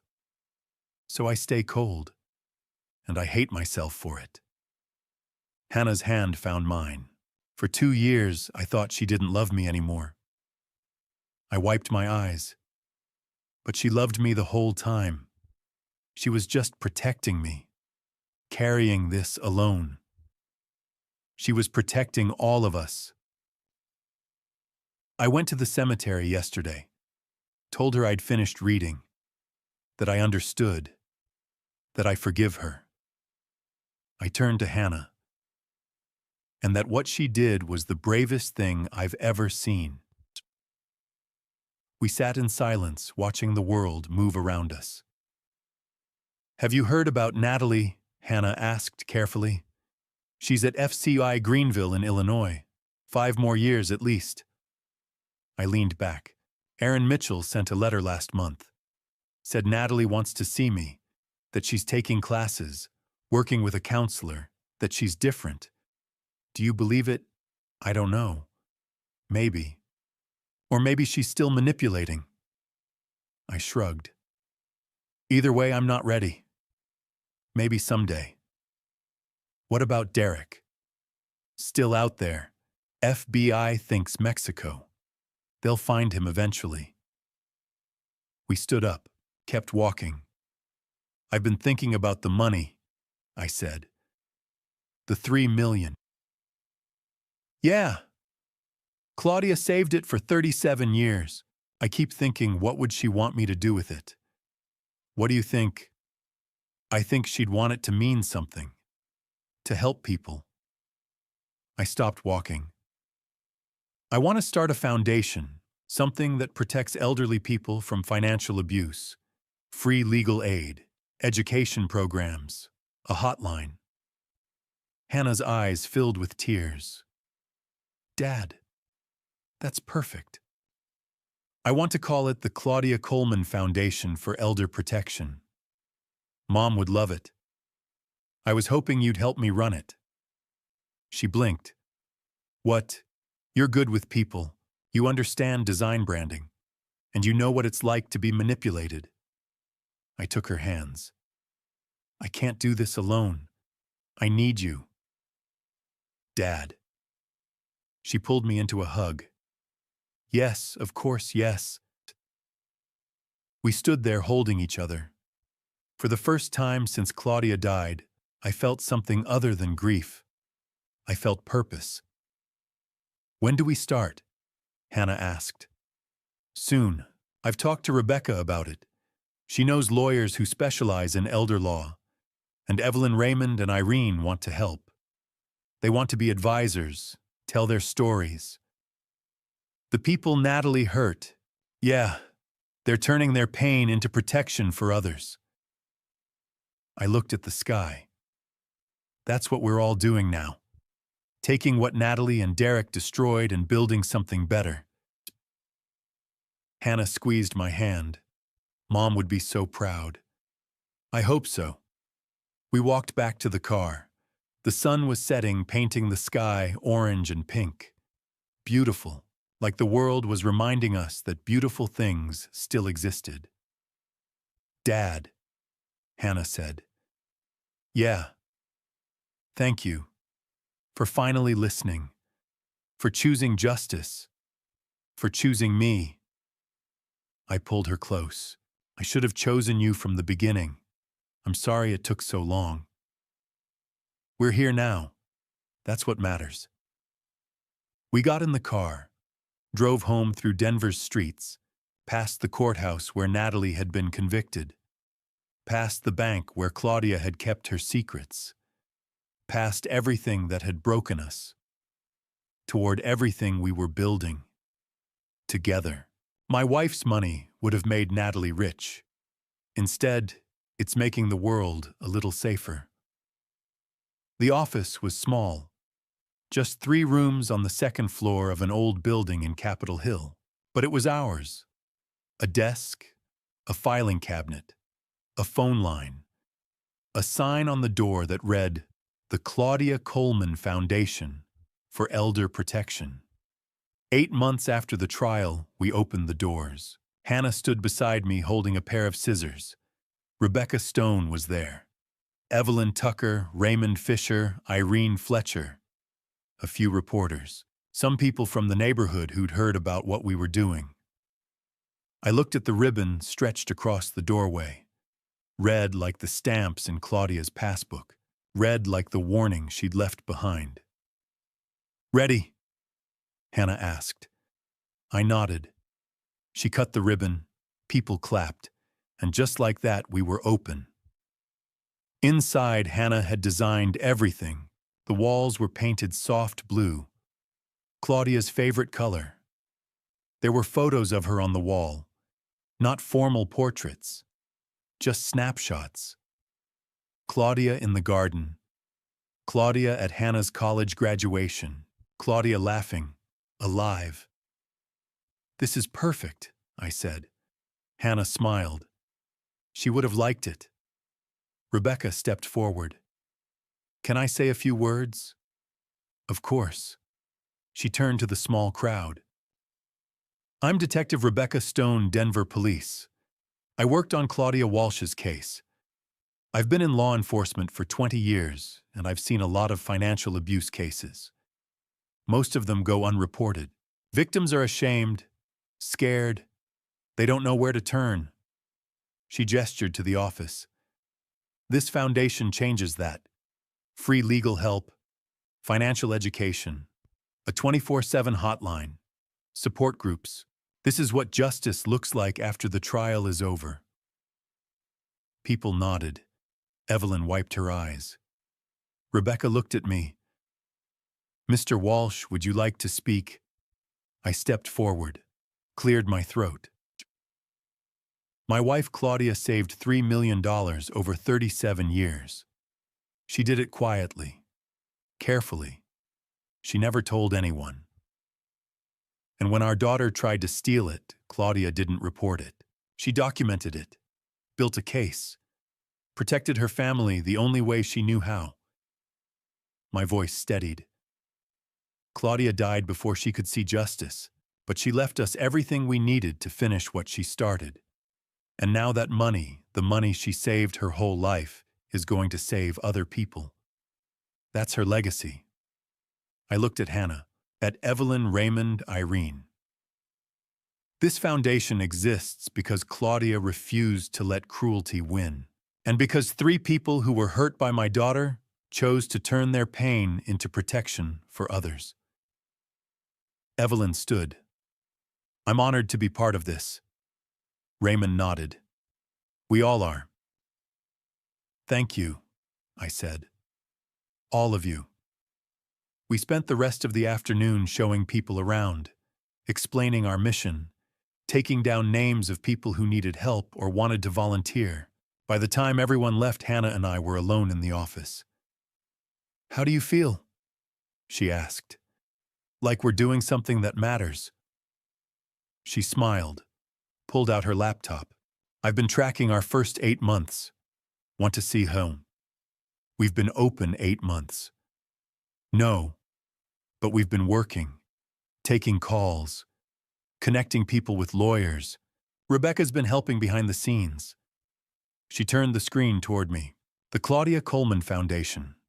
8-month impact report. 54 elderly individuals assisted, 12 cases prosecuted, $340. 000 recovered for victims, 8 support group meetings, held 120 people, attended financial literacy workshops." I stared at the numbers. 54 people. 54 people who might have lost everything. Now they have help, legal representation, someone who believes them. Hannah closed the laptop. Mom's money is doing exactly what she would have wanted. I looked at Claudia's photo on the wall, smiling, happy. Yeah, I said. It is. Hannah stood. I need to grab something from the car. Be right back. She left. I sat at the desk, looked around the office, at everything we'd built from grief and $3 million and a dead woman's determination. My phone buzzed. Rebecca. Gregory, you at the foundation. Yeah, we just finished the opening. Congratulations. Listen, I wanted to give you a heads up. We got a letter today, at the station. From FCY Greenville. My chest tightened. Natalie. Yeah, it's addressed to you. I'm having it forwarded, but I wanted to tell you first, in case you don't want to read it. What does it say? I can't open it. It's sealed, but the prison counselor called me, said Natalie's been in therapy, taking classes. She wanted to write to you. Okay. You don't have to read it, Gregory. You don't owe her anything. I know. Call me if you need anything. Thanks, Rebecca. I hung up. 2 days later, the letter arrived. I sat at the kitchen table staring at the envelope. Federal prison return address, Natalie's handwriting, neat, careful, like Claudia's. I almost threw it away, but I didn't. I opened it. Dear Dad, I know you'll never forgive me. I don't deserve it. But I want you to know I see now what I did. I destroyed the people who loved me most. I spent 5 years lying, stealing, manipulating. I told myself it was Derek's fault, that he made me do it, that I was a victim. I wasn't. I chose to hurt you. I chose to hurt Mom. I chose to hurt Hannah. Every time, every lie, every theft. Prison is giving me time to understand why. To see who I really was. A coward, a thief. Someone who valued money more than love. Mom knew, she knew for 5 years. And she didn't give up on me. She built a case, yes. But she also kept hoping I'd stop, that I'd wake up. I read the journals. The prosecution gave me copies. Every entry where she wrote about wanting to save me, wanting to believe I could be better. I wasn't better. But I'm trying now. I'm taking classes. Accounting like Mom. Counseling. I'm learning about the people I hurt. About elder abuse. About what predators like Derek and like me do to families. I don't expect you to write back. I don't expect you to visit. I just wanted you to know I'm sorry. For everything. And I hope one day I can be the person Mom thought I could be. I hope you and Hannah are okay. I hope you're healing. Love, Natalie. I read it 3 times. Then I folded it. Put it in a drawer. Didn't throw it away. But didn't answer it either. Maybe someday, but not yet. Hannah came home an hour later. Found me at the table. You okay? Yeah. Natalie sent a letter. What did it say? That she's sorry, that she's trying to change. Do you believe her? I don't know. I looked at my daughter, my youngest, the one I should have protected better, but I'm not ready to find out. Hannah nodded, sat beside me. That's okay. You don't have to be. We sat in silence for a while. Then Hannah's phone buzzed. She looked at the screen. Her eyes widened. Dad, it's Rebecca, I answered. Rebecca, Gregory, FBI just called. They found him. My heart stopped. Derek. Yeah, Cabo San Lucas, Mexico. They're bringing him back. He'll be arraigned next week. I looked at Hannah, at the letter from Natalie, at the foundation we'd built. Good, I said. It's about time. Derek Morrison was finally caught, and Claudia's justice was almost complete. It took 1 year, 2 countries, and 6 states. But they finally caught him. Rebecca's call came on a Tuesday morning, exactly 12 months after Natalie's sentencing. I was at the foundation office reviewing grant applications with Hannah when my phone buzzed. Gregory, Rebecca said. Her voice carried something I hadn't heard before. Relief. We got him. I knew who she meant. There was only one him left. Where Cabo San Lucas, FBI tracked him through a wire transfer he made to a girlfriend in Phoenix. Picked him up this morning at a beachfront condo. He'll be extradited within 48 hours. Hannah looked up from her desk. I nodded to her, and she covered her mouth with both hands. Derek Samuel Morrison, the man who'd walked into my home 6 years ago as Natalie's boyfriend. The man who'd taught my daughter how to steal from her dying mother. The man who'd vanished the day before Natalie's arrest. Finally caught. There's more, Rebecca continued. The FBI's been building a case for the past year. Gregory Derek didn't just target you. He hit 11 other families across 6 states: California, Arizona, Florida, Texas, Colorado, Oregon. 12 families total, including yours. I sat down slowly. How much? $8.7 million. The number hung in the air like a verdict. Hannah was crying now, silent tears streaming down her face. I reached across the desk and took her hand. The pattern's consistent, Rebecca said. He finds young women with wealthy parents, usually women in their late 20s or early 30s working in caregiving or social services. Women with access to vulnerable people. He gets close, learns about their families, then manipulates them into stealing. When the heat gets too close, he disappears. The women go to prison. He moves to the next state. How many women? 7 that we know of. 2 in Florida, 2 in Arizona, 1 in Texas, 1 in California, and Natalie in Colorado. 3 of those women are still in federal prison. 1 died by suicide 2 years into her sentence. My chest tightened. Natalie was one of 7.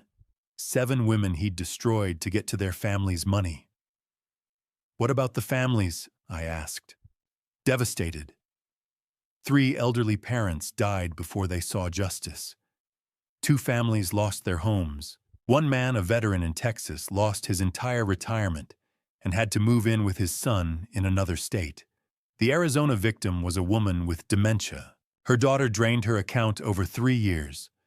By the time anyone noticed, the mother was in a state facility and the daughter was in prison. Derek was long gone. I thought of Claudia, her journals, her 5 years of silent documentation, her refusal to tell me until she had proof. She'd known. Somehow she'd known Derek was more than just a bad boyfriend.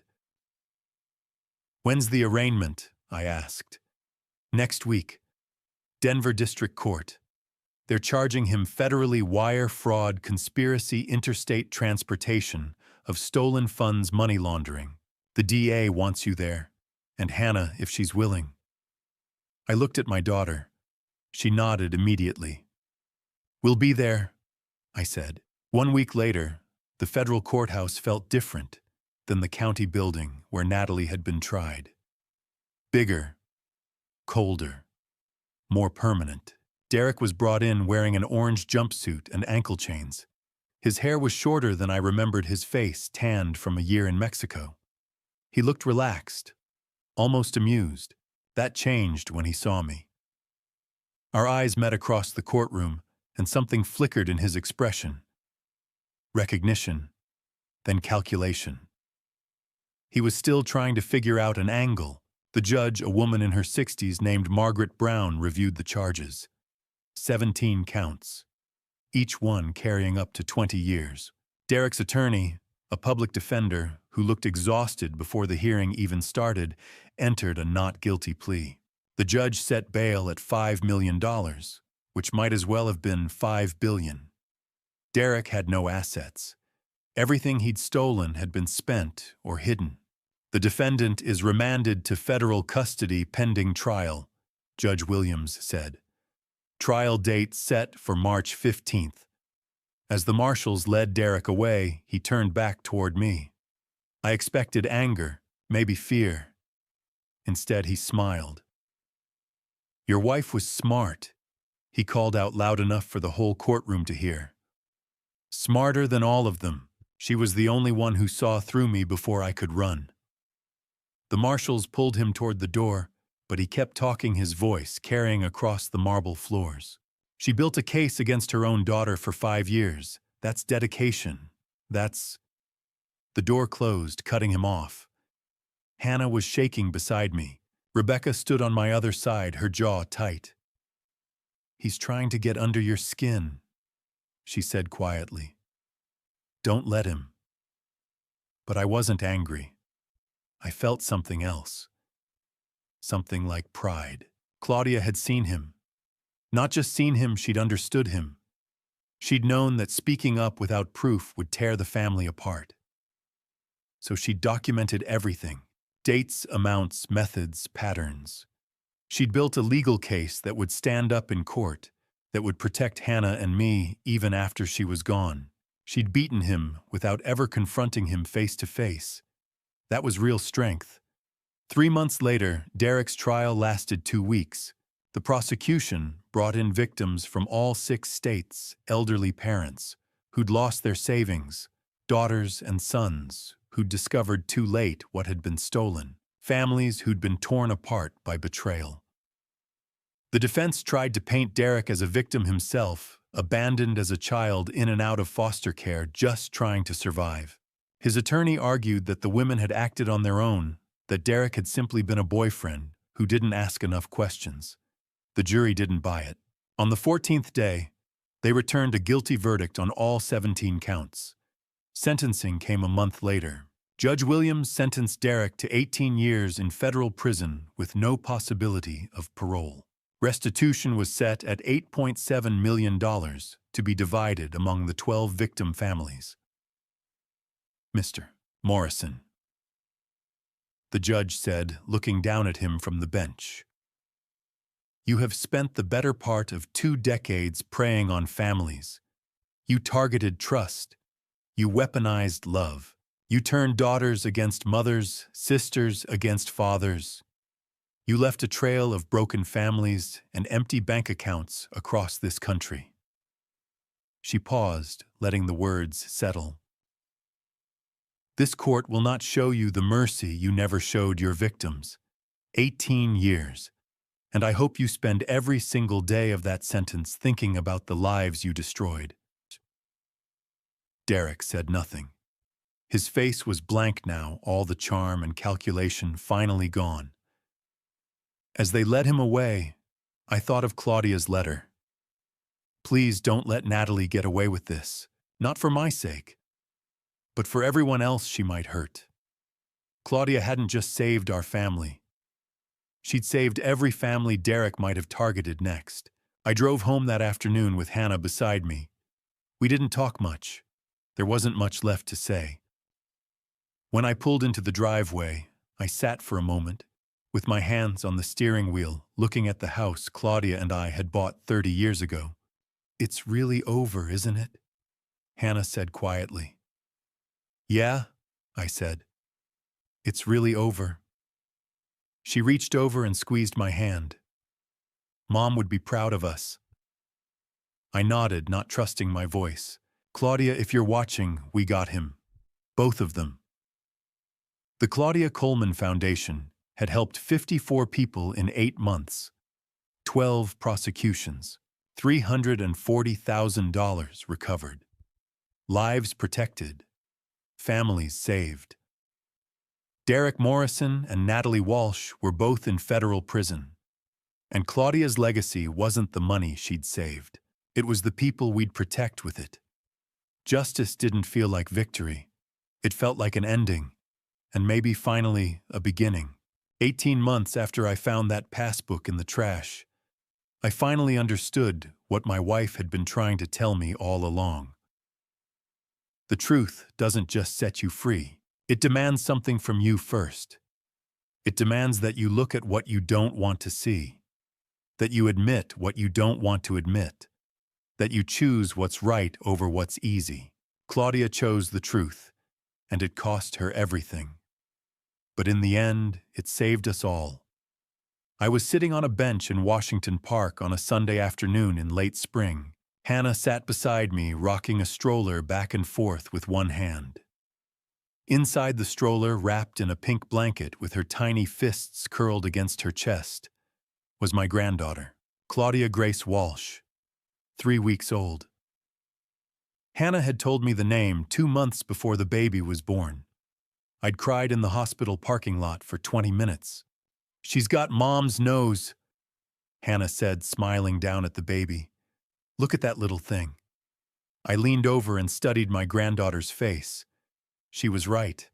Claudia's nose, Claudia's chin, maybe even Claudia's stubborn streak, judging by the way she'd screamed through her first diaper change that morning. "Your mom would have loved her," I said quietly. "I know." Hannah's voice caught. I wish she could have met her.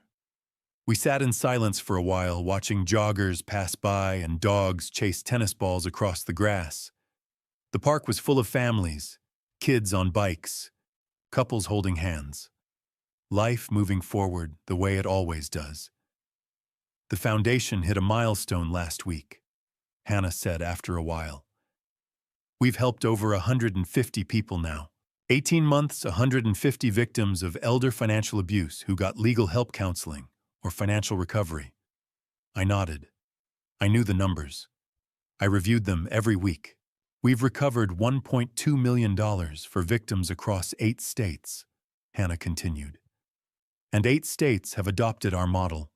California, Arizona, Texas, Oregon, New Mexico, Nevada, Utah, and Montana. They're setting up their own programs based on what we built. $1.2 million, 8 states, 150 lives protected. Claudia's $3 million was doing what she'd always wanted it to do. It was helping people. It was stopping predators like Derek and Natalie before they could destroy another family." "Evelyn called yesterday," I said. "She wanted to tell you that her grandson got into college. Full scholarship. He's the first person in their family to go." Hannah smiled. "That's because of the money we recovered for her. $15,000. It paid for his SAT prep and application fees." $15,000. The amount Natalie had stolen from a 78-year-old woman who'd trusted her. Now that same $15,000 was sending a kid to college. "Raymond's doing well too," Hannah said. "He's teaching again. Volunteers at the VA 3 days a week, helping other veterans avoid financial scams." Raymond Fisher, 83 years old, $22,000 stolen. He'd spent 6 months thinking he'd lost everything. Now he was teaching other people how to protect themselves. "And Irene, she's on our board of advisors now. She told me last week she's never been happier. She said helping other people heal has helped her heal." Irene Fletcher, 80 years old, $18,000, Claudia's friend and neighbor who'd been betrayed while Claudia was dying. Now she was part of the mission to make sure it never happened to anyone else. I looked down at baby Claudia fast asleep in her stroller. Her tiny chest rose and fell in a steady rhythm. Peaceful, safe, loved. "Mom would be so proud of you," I said to Hannah. She reached over and squeezed my hand. She'd be proud of both of us. We stayed in the park for another hour watching the sun move lower in the sky. Then we drove to Fairmount Cemetery. It was our Sunday ritual now. Park first, then the cemetery. Hannah with the baby. Me with flowers. We walked slowly up the hill to Claudia's grave. The headstone was simple. Gray granite with her name and dates. Claudia Coleman Walsh, 1968 to 2025. She chose truth over comfort. Hannah had picked the inscription. I'd approved it immediately. I knelt down and placed the flowers at the base of the stone. White lilies. Claudia's favorite. Hannah stood a few feet back, holding the baby against her chest. She was giving me space. She always did. "Hi, Claudia," I said quietly. "It's me again." The words felt awkward at first, talking to a headstone. But over the past 18 months, it had become easier. Not because I thought she could hear me, but because I needed to say the things I'd never said when she was alive. I brought Hannah and the baby today. Your granddaughter, Claudia Grace. She's beautiful. You would have loved her so much. I traced my fingers over the letters of her name. The foundation hit 150 people this week. 150 Claudia. Can you believe that we've recovered over $1 million? 8 states are using our model now. You're helping people all over the country. My voice cracked. I cleared my throat and kept going. Thank you for the Passbook. Thank you for the journals. Thank you for loving me enough to protect me even when it hurt you. Even when it meant pushing me away. Even when it meant carrying all of that weight alone for 5 years. I closed my eyes and let the tears come. I wish I'd listened sooner. I wish I'd seen Hannah's pain. I wish I'd believed that you were distant, because of Natalie, not because of me. I wish I'd trusted you enough to ask the hard questions. I opened my eyes and looked at the headstone again. But I promise you this. Your truth will never be forgotten. 150 people are safe because of you. And that number's going to keep growing. Every single day, someone's going to be protected because you had the courage to document what Natalie was doing. Because you built a case instead of just making an accusation. Because you chose the hard path. I placed my hand flat against the cold granite. Rest now, Claudia. Justice has been served. Derek's in prison for 18 years. Natalie's serving her sentence. Hannah and I are healing. And your legacy is saving lives every single day. Hannah walked over and stood beside me. She knelt down and placed one hand on the stone next to mine. "Hi, Mom," she whispered. "We miss you. Every day." Baby Claudia stirred in her arms and made a soft, cooing sound. Hannah smiled through her tears. "Your granddaughter says hi, too." We stayed for a few more minutes, then stood and walked slowly back to the car. As we drove home, Hannah turned to me. "Dad, I need to tell you something." "What is it?" "I went to see Natalie again last week. That's twice now." I kept my eyes on the road. My hands tightened on the steering wheel. "How is she?" "Different," Hannah said carefully. "She's taking classes, accounting and business ethics. She's in therapy twice a week. She talks about Mom a lot, about what she did, about how much she regrets it." I didn't say anything.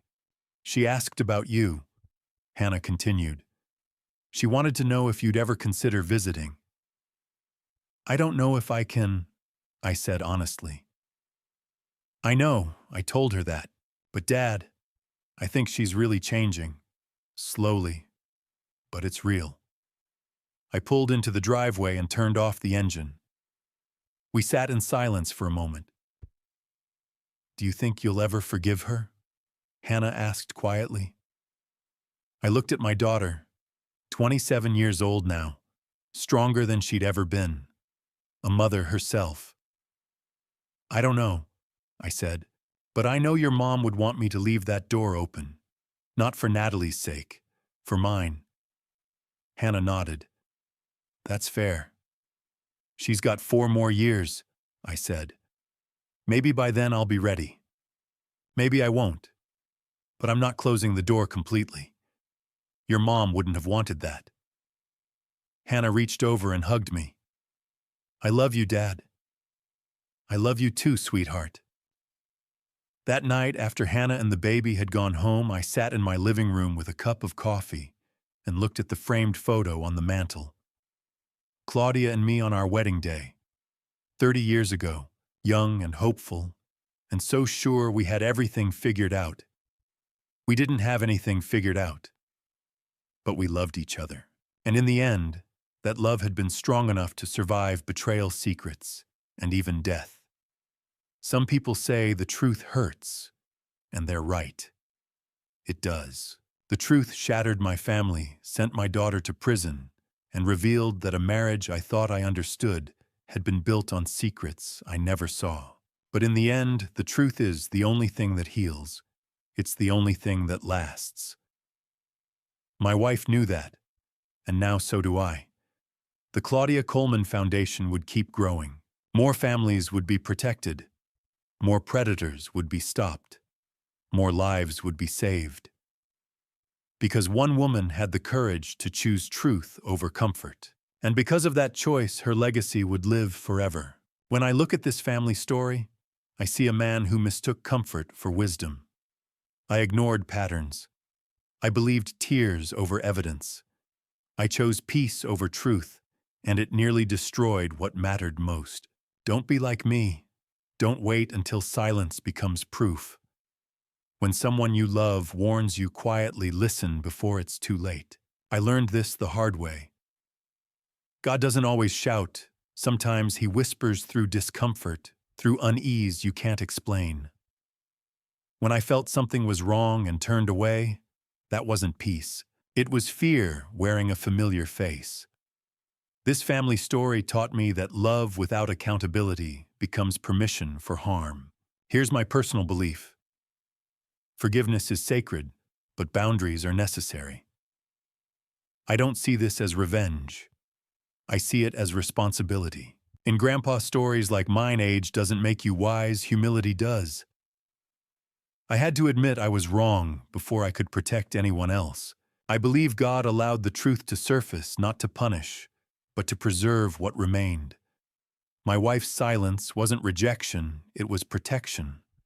My daughter's fear wasn't weakness, it was clarity. And when I finally stood up, I felt God steady me not with anger, but with resolve. If this family story resonates with you, let it be a warning wrapped in grace. Watch actions, not apologies. Document patterns. And remember, love sometimes means saying no even to your own blood. If you're still here, I invite you to comment and share where you're watching from. If this spoke to you, consider sharing it with someone who might need it, and subscribe. If you'd like to hear more grandpa stories and grandpa stories like this, thank you for staying with me until the end. And a gentle note, upcoming stories may include fictionalized elements created for educational reflection.